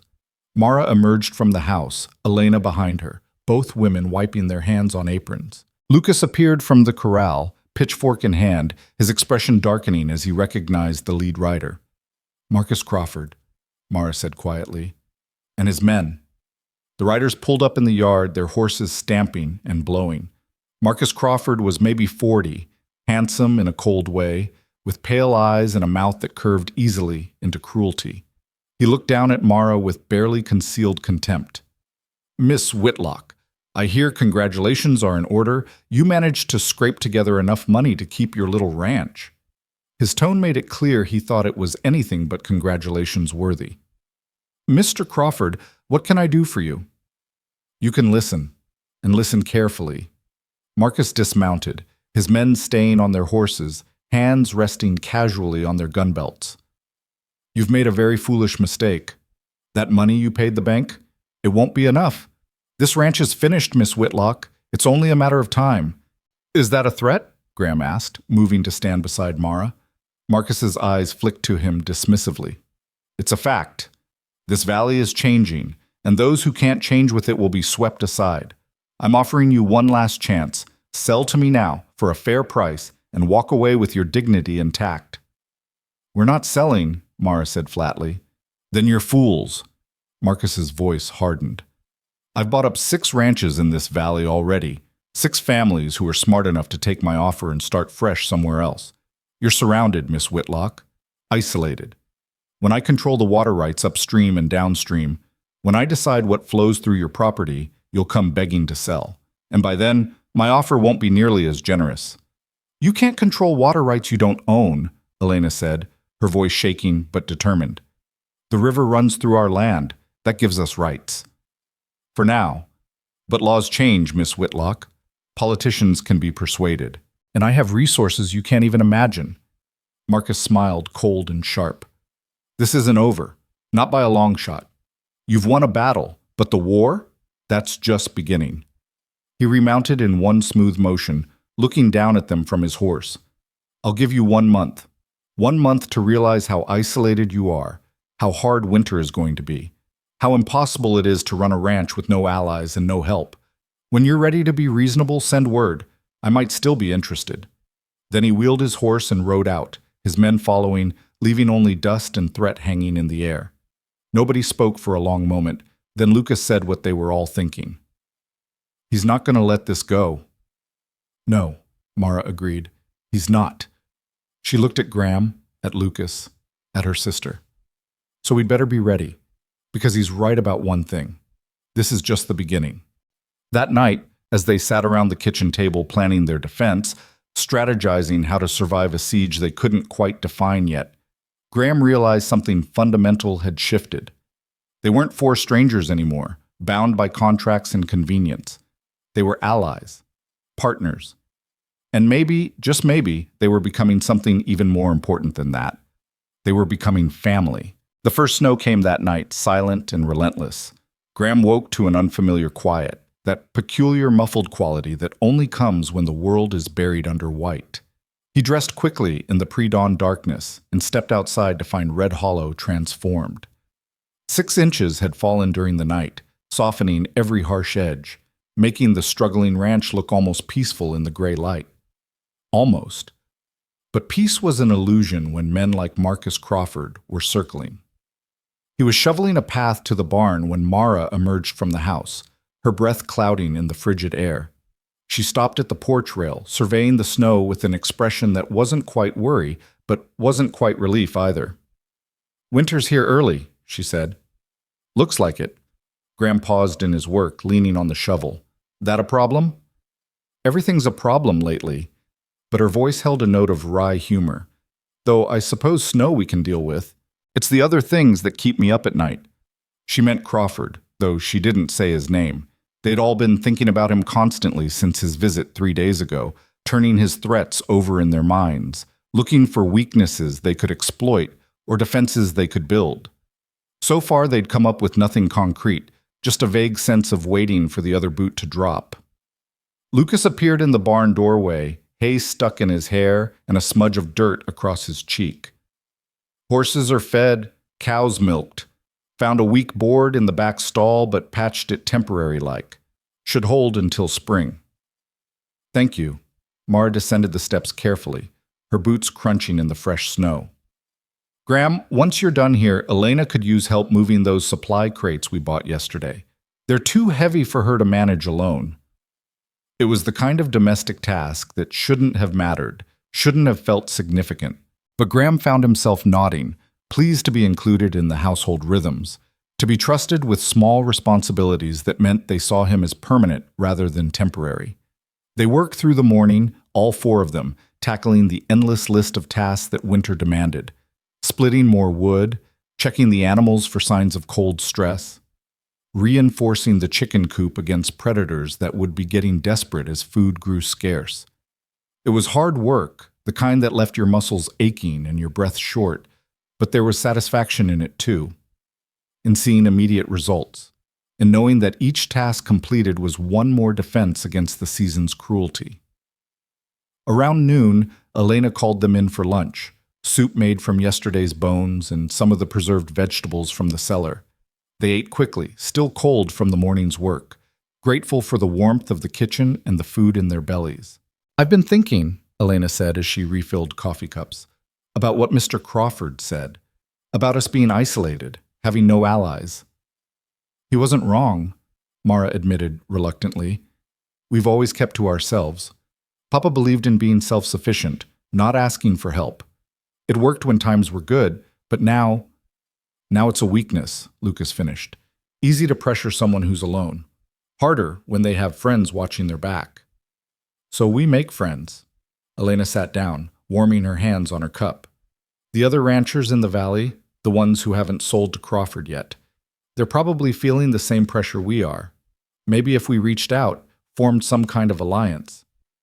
"They might see us as competition," Mara said. "Or worse, as troublemakers who'll draw Crawford's attention to them too. Or they might see us as exactly what Elena said, potential allies." Graham leaned forward, interested. "Think about it. Crawford's been buying up properties systematically. Everyone in this valley has to know they might be next. Strength in numbers makes sense." "Worth a try at least," Lucas agreed. "Worst case, they say no, and we're no worse off than we are now." Mara looked between the three of them, something like hope flickering in her eyes. "The Hendersons have a place about 10 miles north. Good people, or they were last time Papa talked to them. And the Yamamotos to the south. They run sheep, but they've always been fair neighbors." "I'll ride to the Hendersons tomorrow," Graham offered. "Feel them out, see if they're interested in talking." "I'll go with you," Mara said. "They know me, know I'm not the type to waste their time. Between us, we might actually convince them." There was something in the way she said "between us" that made Graham's chest tighten, a casual assumption of partnership, of shared purpose, as if they'd moved beyond strangers helping strangers and into something more permanent, more real. The afternoon brought more snow and the first letter. Lucas found it when he went to check the horses, tucked into the barn door frame where anyone could have put it.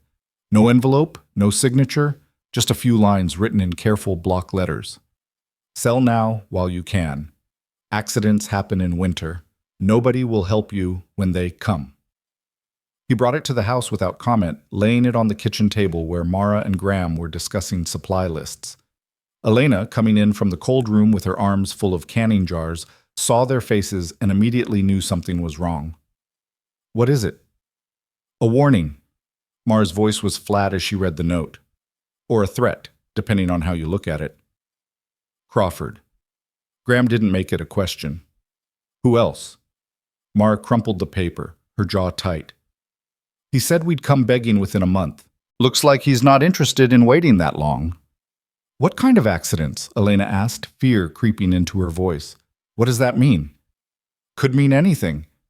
Lucas moved to the window, scanning the snowy landscape as if expecting to see Crawford's men lurking in the tree line. "Fires, stampedes, contaminated water. Sabotage comes in a lot of forms, and most of them are hard to prove." "So what do we do?" Elena set down the jars with hands that shook slightly. "We can't fight something we can't see coming." "We stay vigilant," Graham said. "We don't leave the ranch unattended. We check everything twice, fences, feed, water sources. and we document everything strange or suspicious. If Crawford's men try something, we want evidence. Evidence doesn't mean much out here, Mara said bitterly. Law's thin on the ground in Montana territory. By the time we could prove Crawford did something, we'd already be destroyed. Then we make sure there's nothing to destroy. Lucas turned from the window, his expression hard. We fortify, we prepare, and we make it clear that we're not easy targets. They spent the rest of the afternoon doing exactly that. Graham and Lucas rode the fence lines, checking for cuts or weaknesses that might let cattle out or predators in. Mara and Elena went through their supplies, taking inventory of everything from ammunition to medical supplies, making lists of what they'd need if they were truly under siege. As darkness fell and they gathered for supper, the mood was somber. The easy camaraderie of the morning had been replaced by tension, by the awareness that they were now in a different kind of fight, one without clear rules or certain outcomes. "I should go," Lucas said suddenly, breaking the silence, "to see my father, before this gets worse." Everyone looked at him. "What brought this on?" Graham asked carefully. "That letter, that threat." Lucas pushed his food around his plate without eating. "If something happens here, if Crawford makes good on his warnings, I don't want to be torn between protecting this place and honoring my father while I still can. Better to go now, make my peace, come back ready to stand my ground." "Lucas, you don't have to," Elena started, but he cut her off gently. "I do, though. Graham was right the other night. Some debts can't be ignored, no matter how much we want to. My father's dying. I need to see him before it's too late. Need to explain why I made the choices I made." He looked at Elena directly. "And need to make sure that when I come back here, if you'll have me, there's nothing pulling me away again." "If I'll have you," Elena's voice was soft, surprised. "Lucas, of course we all want you here. This is your home now, too." "Is it?" Lucas smiled sadly. "Or is it just a place I'm running to, same as all the others? I need to know the difference, need to face what I left behind before I can truly commit to what's ahead." Mara was watching him with an expression Graham couldn't quite read. "How long would you be gone?" 2 weeks, maybe 3. Depends on trains and weather and—" He swallowed hard. "And how long my father has. Could be I get there and he's already gone. Could be I stay for the funeral and then I'm back before the month's out." "Or you could stay," Mara said quietly. "Take over the family business. Honor your father's wishes. It would be understandable, Lucas. Expected, even." "I'm not going to stay." Lucas's voice was firm, certain. "I'm going to say goodbye, to make my peace, and then I'm coming back here. To Red Hollow. To all of you. Because this—" He gestured at the kitchen, the ranch beyond, the life they were building together. "This is what I choose. Not what I was born into or what's expected of me. What I actually want." Elena's eyes were bright with tears she wouldn't let fall. "When would you leave?" "Tomorrow. First light. The sooner I go, the sooner I'm back." He looked at Graham. "You'll watch out for them? Like they were my own family." "They are family," Lucas said simply. "That's the whole point." The next morning came too quickly. Lucas packed light, just a bedroll, a change of clothes, and the letters from his brother folded carefully in his coat pocket. The snow had stopped overnight, but the air was bitter cold, the kind that stung your lungs with each breath. Elena insisted on making him breakfast before he left, though no one ate much. The tension in the kitchen was thick enough to cut, everyone aware that this departure felt significant in ways they couldn't quite articulate. As if Lucas leaving, even temporarily, would somehow change the delicate balance they'd achieved. "You have money for the train?" Mara asked, ever practical. "Enough. And if I run short, my brother will cover it." Lucas smiled wryly. "One advantage to returning to the family. They'll pay for the privilege." "Right when you get there," Elena said. "Let us know you arrived safely." "I will." Lucas stood, pulling on his coat and hat. At the door he paused, looking back at the three of them. "Take care of each other. Watch for Crawford's men. And don't do anything stupid while I'm gone." "That's my line," Graham said, but he was smiling. Lucas clapped him on the shoulder, then did something that surprised everyone, including himself. He pulled Elena into a brief, fierce hug. "I'll be back," he whispered against her hair. I promise. Then he was gone, riding out into the cold dawn, leaving tracks in the snow that would be filled by noon. The ranch felt emptier without him, though they had only known him 2 weeks. Funny how quickly a person could become essential, Graham thought. How a stranger could become family in the time it took to mend a fence and save a ranch. He and Mara rode to the Hendersons' place that afternoon, leaving Elena to watch the ranch. The journey took 3 hours through snow that was already starting to freeze into treacherous ice. They rode in silence mostly, each lost in their own thoughts, until Mara finally spoke. Do you think he'll come back? Lucas? Yes. He gave his word. Words are easy. Following through is harder. Mara shifted in her saddle, adjusting her scarf against the wind.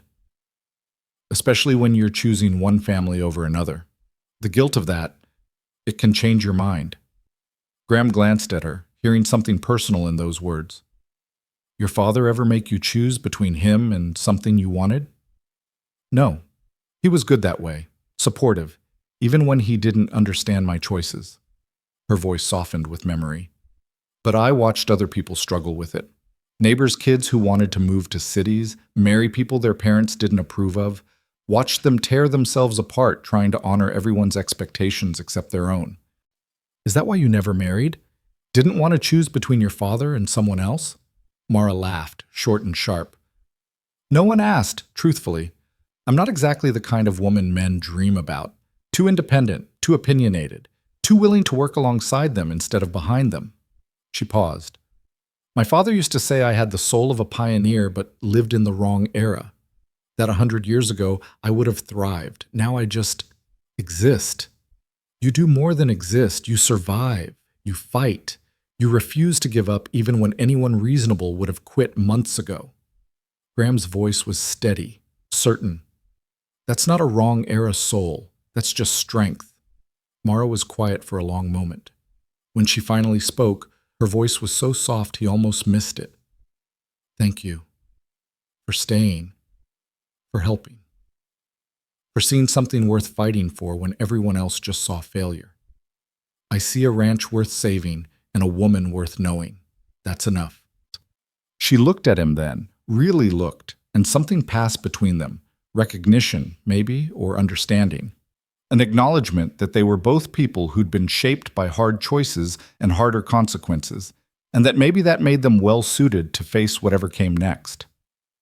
The Hendersons' ranch appeared over the next rise, smoke curling from the chimney in the fading afternoon light.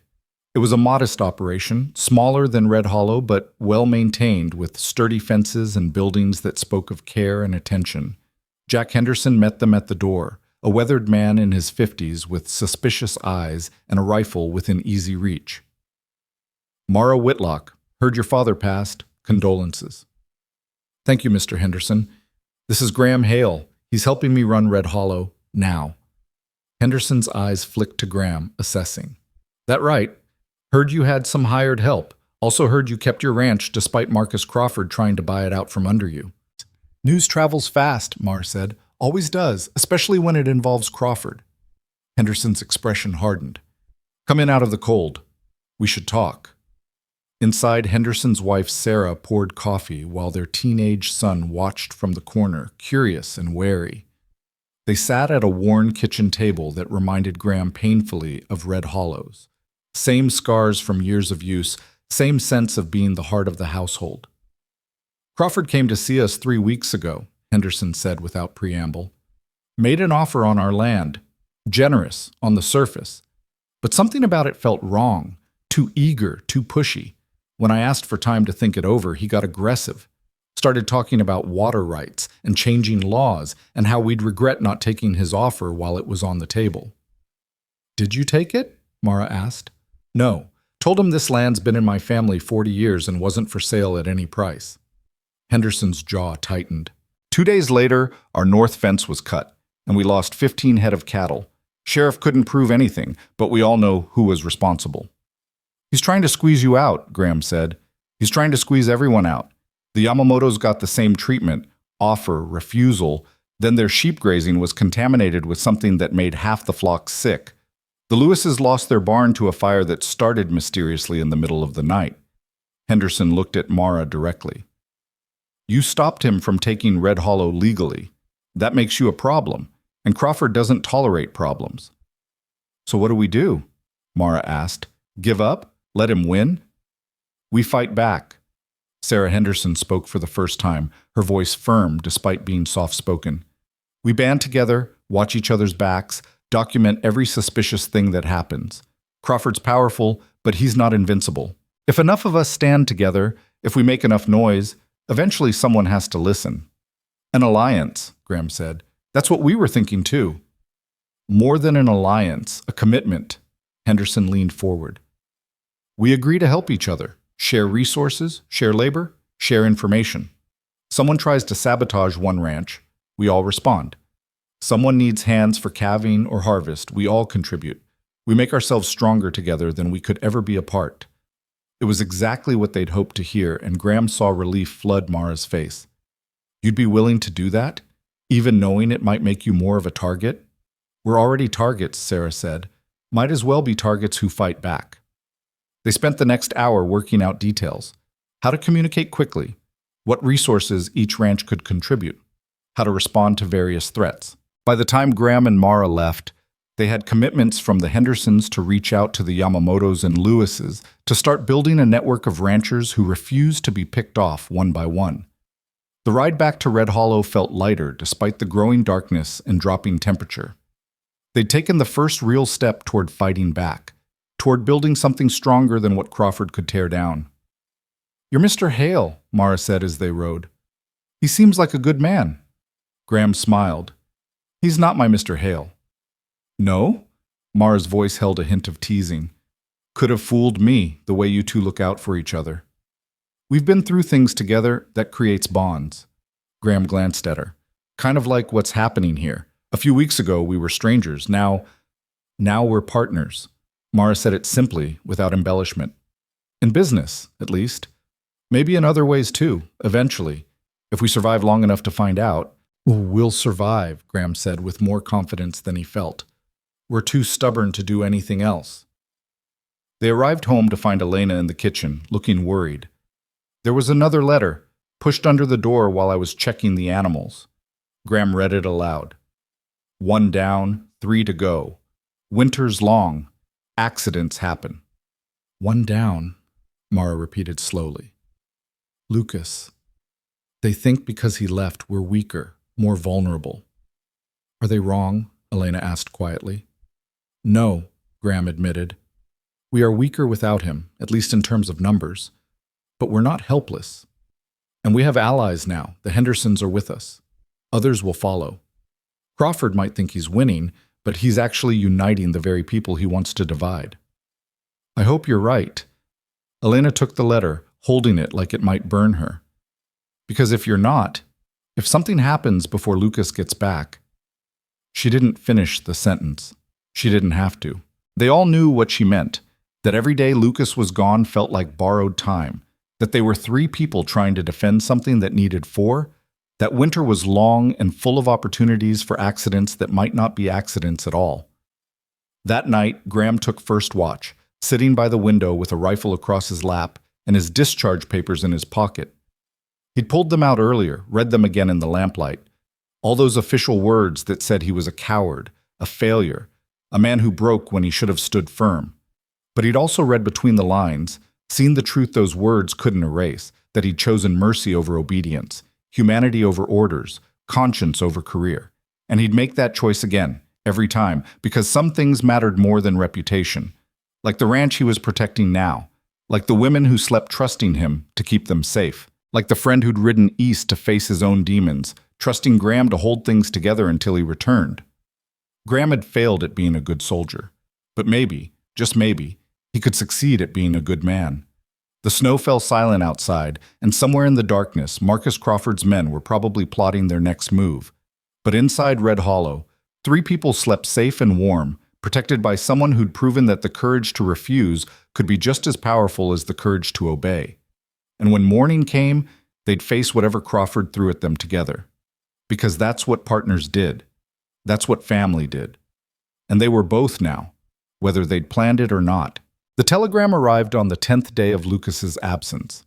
Graham was splitting wood behind the barn when he heard the horse approaching fast, too fast for a casual visitor. He dropped the axe and reached for the rifle he now kept within arm's reach, but relaxed slightly when he recognized the telegraph boy from town, a skinny kid named Daniel, who sometimes ran messages for extra money.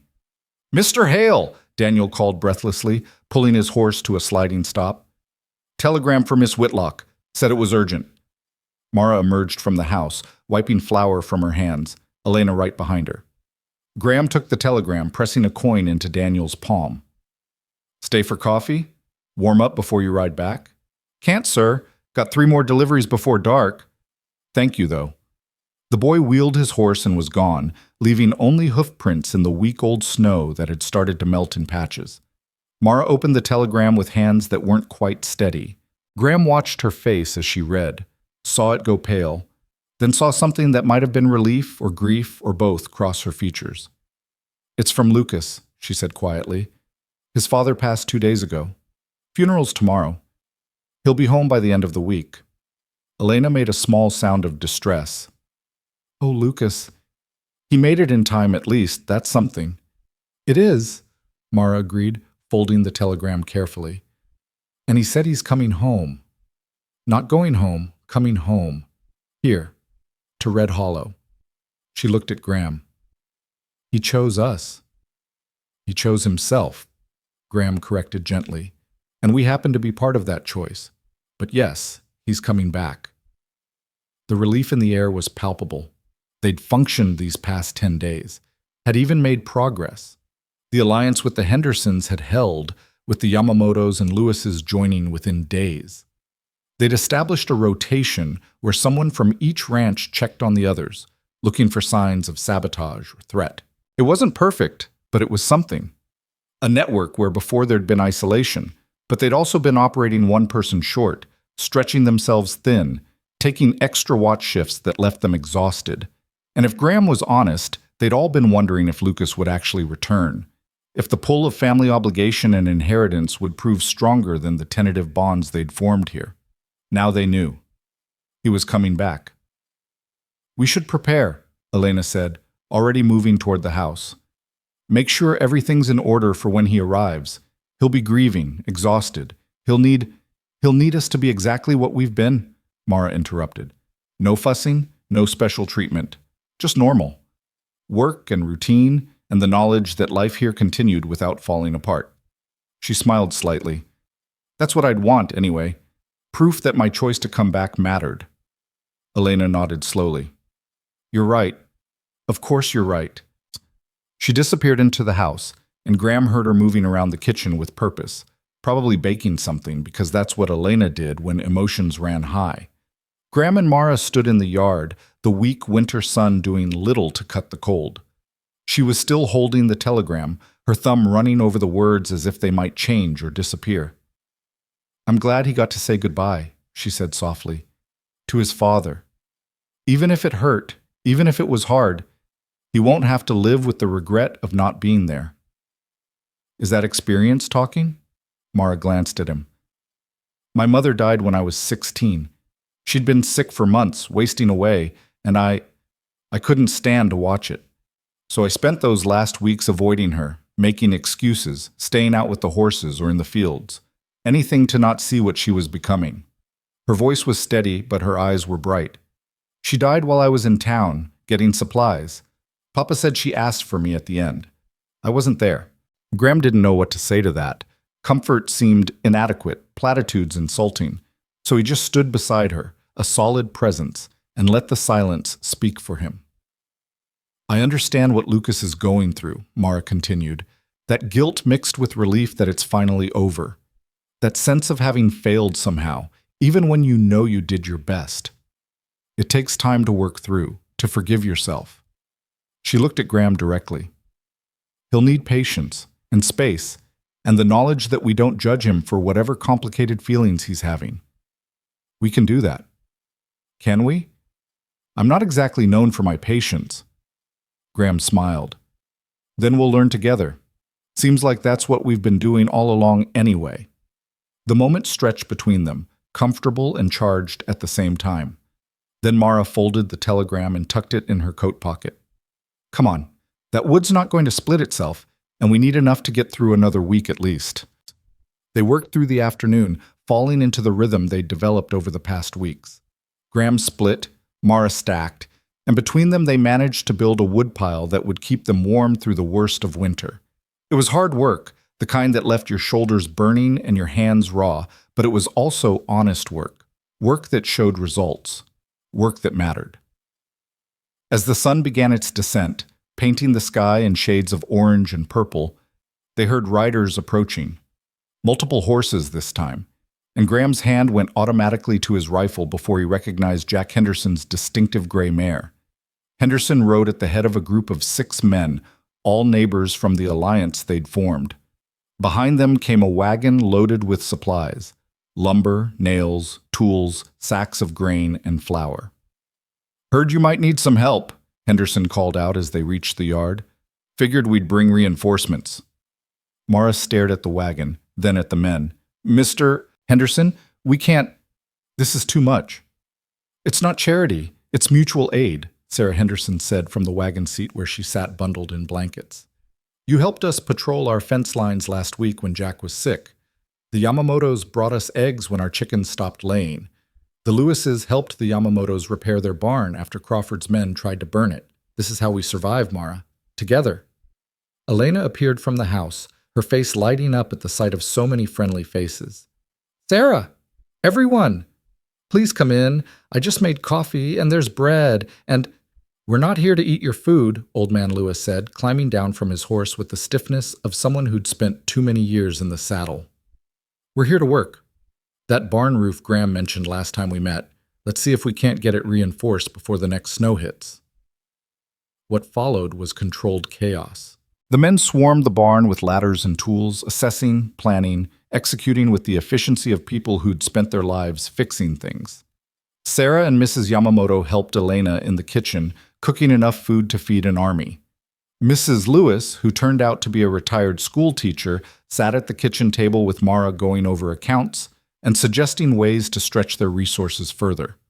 Graham worked alongside the other men, marveling at how quickly strangers could become comrades when united by common cause. They didn't just fix the barn roof, they reinforced the entire structure, replaced rotting boards, shored up the foundation. By the time darkness forced them to stop, the barn was solid in ways it hadn't been in years. They ate together, crowded around the kitchen table and spilling into the parlor, the house loud with conversation and laughter. It reminded Graham of army mess halls in the good days, before everything went wrong. That sense of camaraderie, of being part of something larger than yourself. As people began to leave, promising to return if needed, Henderson pulled Graham aside. "You should know, Crawford's been quiet lately, too quiet. Usually when he wants something, he pushes hard and fast, but he's been laying low for almost 2 weeks now. You think he's given up? I think he's planning something big, something that'll hit all of us at once, make an example so clear that everyone else will fall in line." Henderson's face was grim in the lamplight. "Keep your eyes open, and if you see anything suspicious, send word immediately. We'll come running." "Appreciate that. And Henderson, thank you for today, for all of it. Thank you for giving us a reason to stand together. Before you and Mara started this alliance, we were all isolated, easy targets. Now we're something else."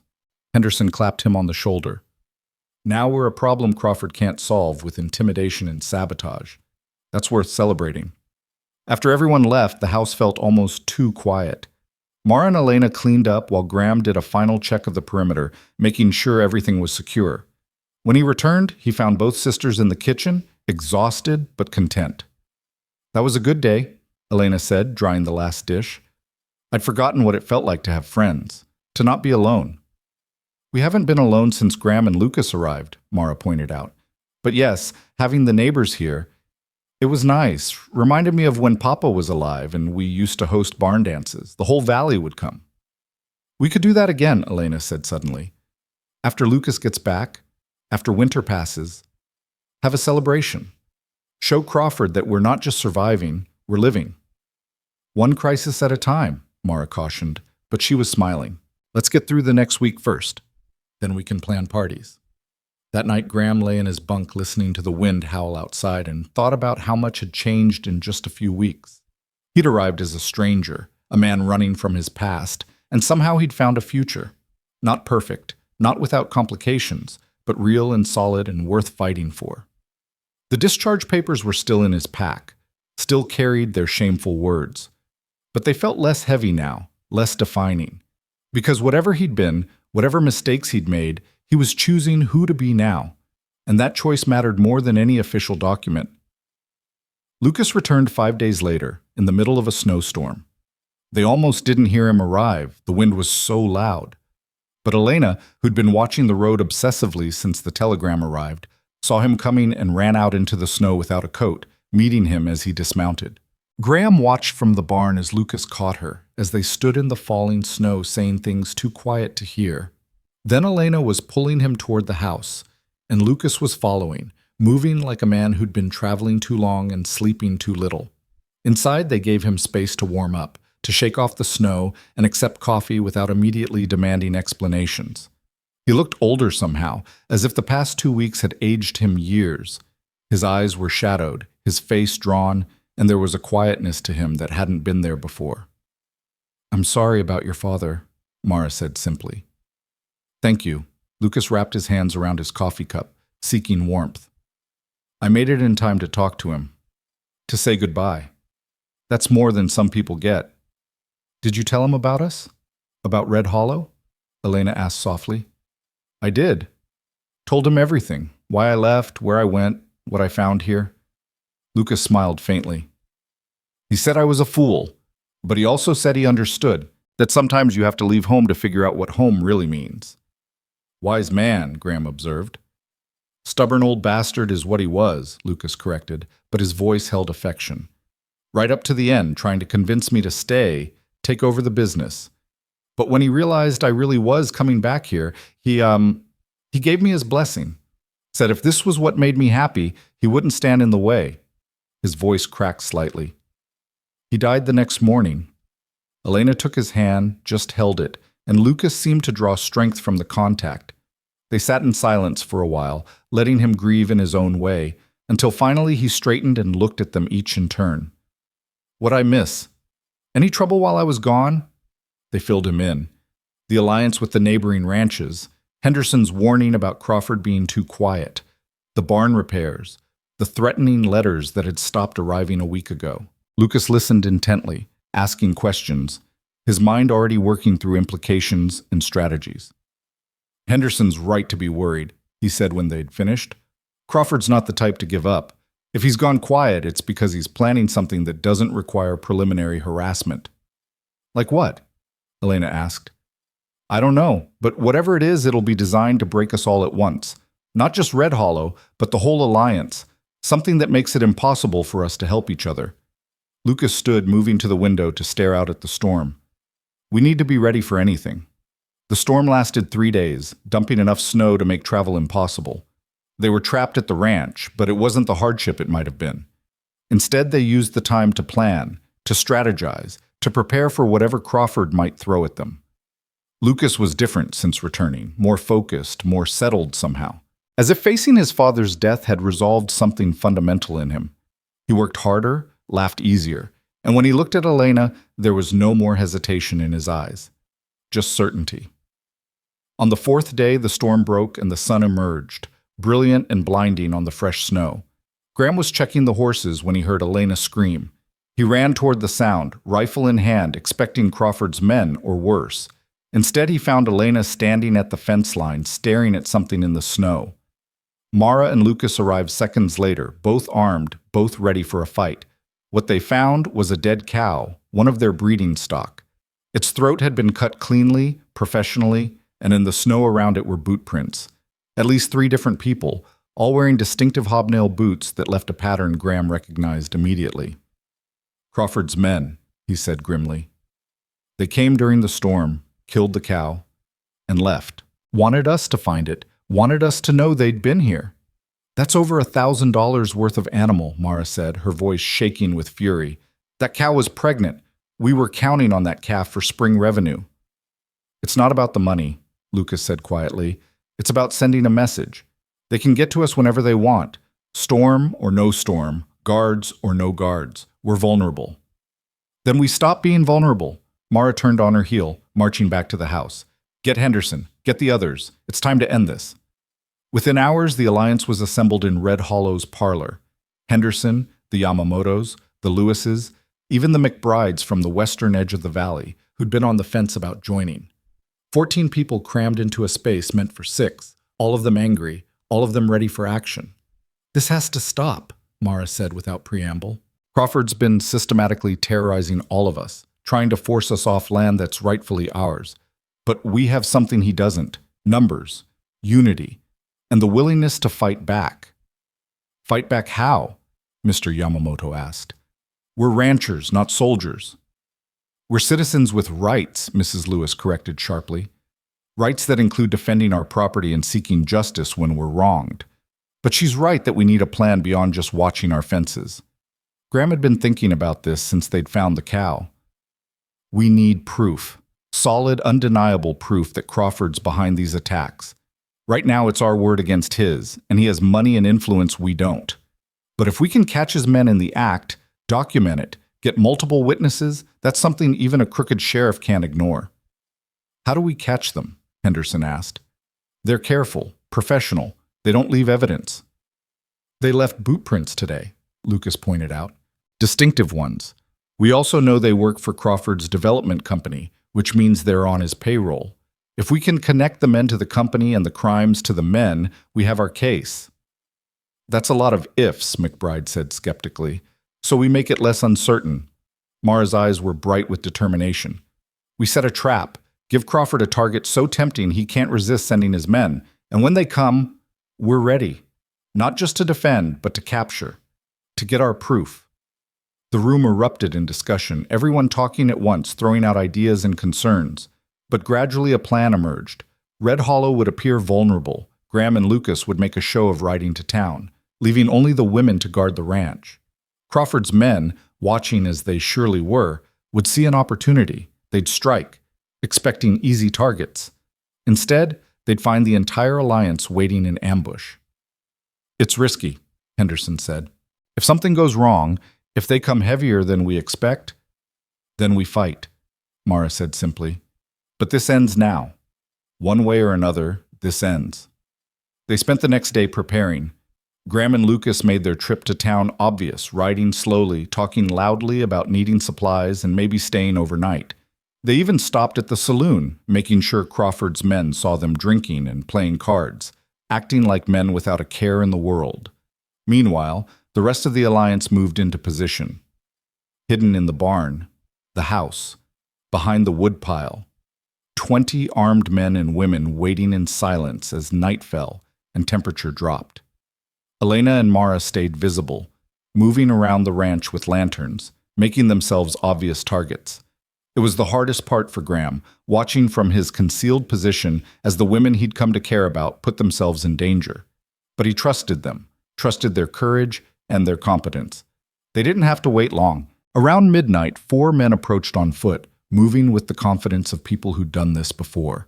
They split up, 2 heading for the barn, presumably to set fire to it, 2 toward the house where they'd expect to find Mara and Elena sleeping. They never made it. Henderson and his men took the 2 at the barn, stepping out of shadows with rifles leveled and voices hard. Don't move. Don't even breathe wrong. Graham and Lucas intercepted the ones approaching the house, their own weapons drawn, their faces grim in the moonlight. For a moment, Graham thought the men might fight, might try to shoot their way out. But faced with superior numbers and zero cover, they surrendered, dropping their weapons and raising their hands. The barn erupted with light as someone lit the lamps. Mara and Elena emerged from the house, both armed, both looking fiercer than Graham had ever seen them. Within minutes, all 4 of Crawford's men were bound and sitting in the snow, looking significantly less confident than they had an hour ago. Start talking, Henderson said, standing over them. Who sent you? Who's paying you to terrorize honest ranchers? We don't know what you're talking about, one of them said, but his voice lacked conviction. No? Mara knelt in front of him, her voice deadly calm. Then explain why you're on my property at midnight with arson materials and weapons. Explain the boot prints we found by my dead cow. Explain why you work for Territorial Holdings, Marcus Crawford's development company. The man's face went pale. You can't prove— We can prove all of it, Lucas interrupted. We've been documenting everything, every threat, every attack, every suspicious incident, and now we have you, caught in the act with 20 witnesses. That's enough to put you in prison for years, unless you cooperate. The four men exchanged glances. Then slowly, the one who'd spoken before nodded. What do you want to know? What they learned over the next hour was both enlightening and infuriating. Crawford had indeed hired these men to drive ranchers off their land. He'd promised them bonuses for successful intimidation, bigger bonuses for property destruction that couldn't be traced back to him. He'd been operating this scheme for over a year, systematically buying up the valley one terrorized ranch at a time. Why? Mara asked. Why does he want this land so badly? Railroad's coming through, one of the men said. Not public yet, but Crawford knows. Route's already surveyed. Whoever controls the land when the railroad arrives will make millions selling right-of-way access. That's what this is really about. Water rights are valuable, sure, but railroad money? That's generational wealth. The pieces clicked into place. Crawford wasn't just consolidating power. He was positioning himself to profit massively from development he knew was coming. Everyone else saw a struggling valley. He saw a future boomtown. Well, Henderson said with grim satisfaction, let's see how his investment looks from inside a jail cell. They tied Crawford's men to horses, and the entire alliance rode to town together, arriving just before dawn. The sheriff, roused from bed and faced with 20 angry citizens and 4 confessed criminals, had no choice but to make arrests. Even better, one of the men agreed to testify against Crawford in exchange for leniency, providing detailed records of payments and orders. By the time the sun rose fully, Marcus Crawford was under arrest for conspiracy, extortion, property destruction, and a dozen other charges. His development company's assets were frozen pending investigation, and the alliance of ranchers, united and unbreakable, stood witness to justice finally being served. They returned to Red Hollow as heroes, exhausted and exhilarated. As everyone began to disperse to their own properties, Henderson pulled Graham aside one final time. You did good work here. All of you. You gave us something to fight for and showed us how to do it. This valley won't forget that. We just did what needed doing, Graham said. That's exactly why it matters. Henderson mounted his horse, then paused. Mara's father would be proud. Of her, of what she's built here. Just thought you should know. After everyone left, the 4 of them stood in the yard, looking at Red Hollow in the morning light. The ranch that had been dying when they'd arrived was alive again. Not perfect, still struggling in places, but fundamentally sound. More importantly, it was theirs. Fully, legally, without threat or debt hanging over their heads. So, Lucas said after a long silence, what now? Now we work, Mara said simply. We repair what's broken, we build what's needed, and we make this place into something that lasts. All 4 of us, together. Is that a proposal? Elena asked, her voice teasing but her eyes serious. It's a statement of fact. But Mara was smiling. Though I suppose if we're going to be partners in every other way, we might as well make it official. Save the neighbors from gossiping about unmarried men and women living together. Graham felt his heart skip. He looked at Mara, this woman who'd been nothing but sharp edges and suspicion when they'd met, who'd slowly revealed layers of strength and vulnerability and courage. Is that what you want? Marriage? I want partnership, Mara corrected.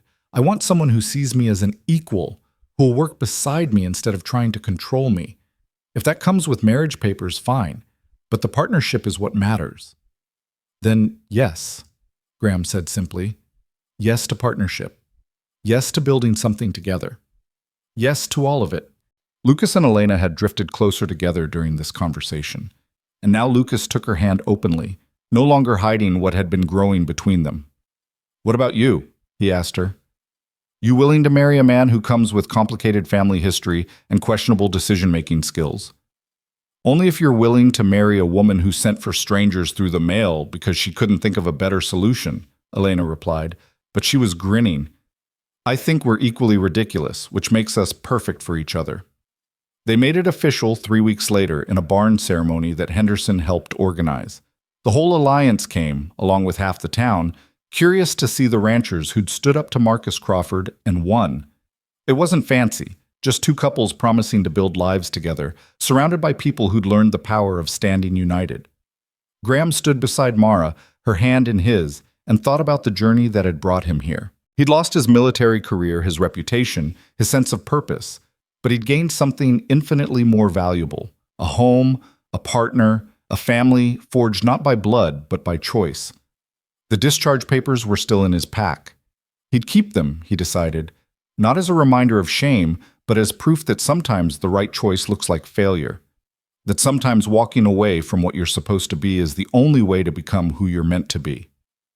Winter settled over Red Hollow with snow that was clean and beautiful instead of threatening. The ranch stood firm, the animals were healthy, and four people who'd been strangers now woke each day as family. It wasn't a fairy tale ending. There would be hard days ahead, struggles with weather and money, and all the 1,000 difficulties that came with ranching in Montana territory. But they'd face those challenges together, with allies surrounding them and love binding them. Red Hollow hadn't been saved by mail-order husbands or desperate measures. It had been saved by people choosing each other, choosing to fight, choosing to believe that even broken things could be repaired if you were willing to work hard enough. As spring approached and the snow began to melt, revealing the land beneath, Graham stood at the fence line where he'd stood that first day. Mara joined him, fitting naturally under his arm, and together they watched the sun rise over mountains that no longer felt like barriers, but like protection. "Regret it?" she asked quietly. "Answering that advertisement? Coming here?" "Not for a second," Graham said, and meant it completely. "Best decision I ever made." "Even better than refusing those orders?" "Especially better than that. That choice saved my soul. This choice gave me a life worth living." Behind them, the house was warm with the smell of Elena's cooking. Lucas's voice drifted through the open window, laughing at something, sounding lighter than Graham had ever heard him. The horses nickered in the barn, the cattle lowed in the distance, and somewhere a meadowlark sang its complicated song. Red Hollow was alive. Not just surviving, but thriving, built by four people who'd found each other through desperation and stayed through determination. They'd come seeking salvation and found something better: purpose, partnership, and the kind of love that grew slowly, rooted deep enough to weather any storm. The ranch stretched before them, 2,000 acres of possibility and promise. And standing there together, choosing each other day after day, they knew they'd built something that would last. Not because it was perfect, but because they'd decided it was worth the fight.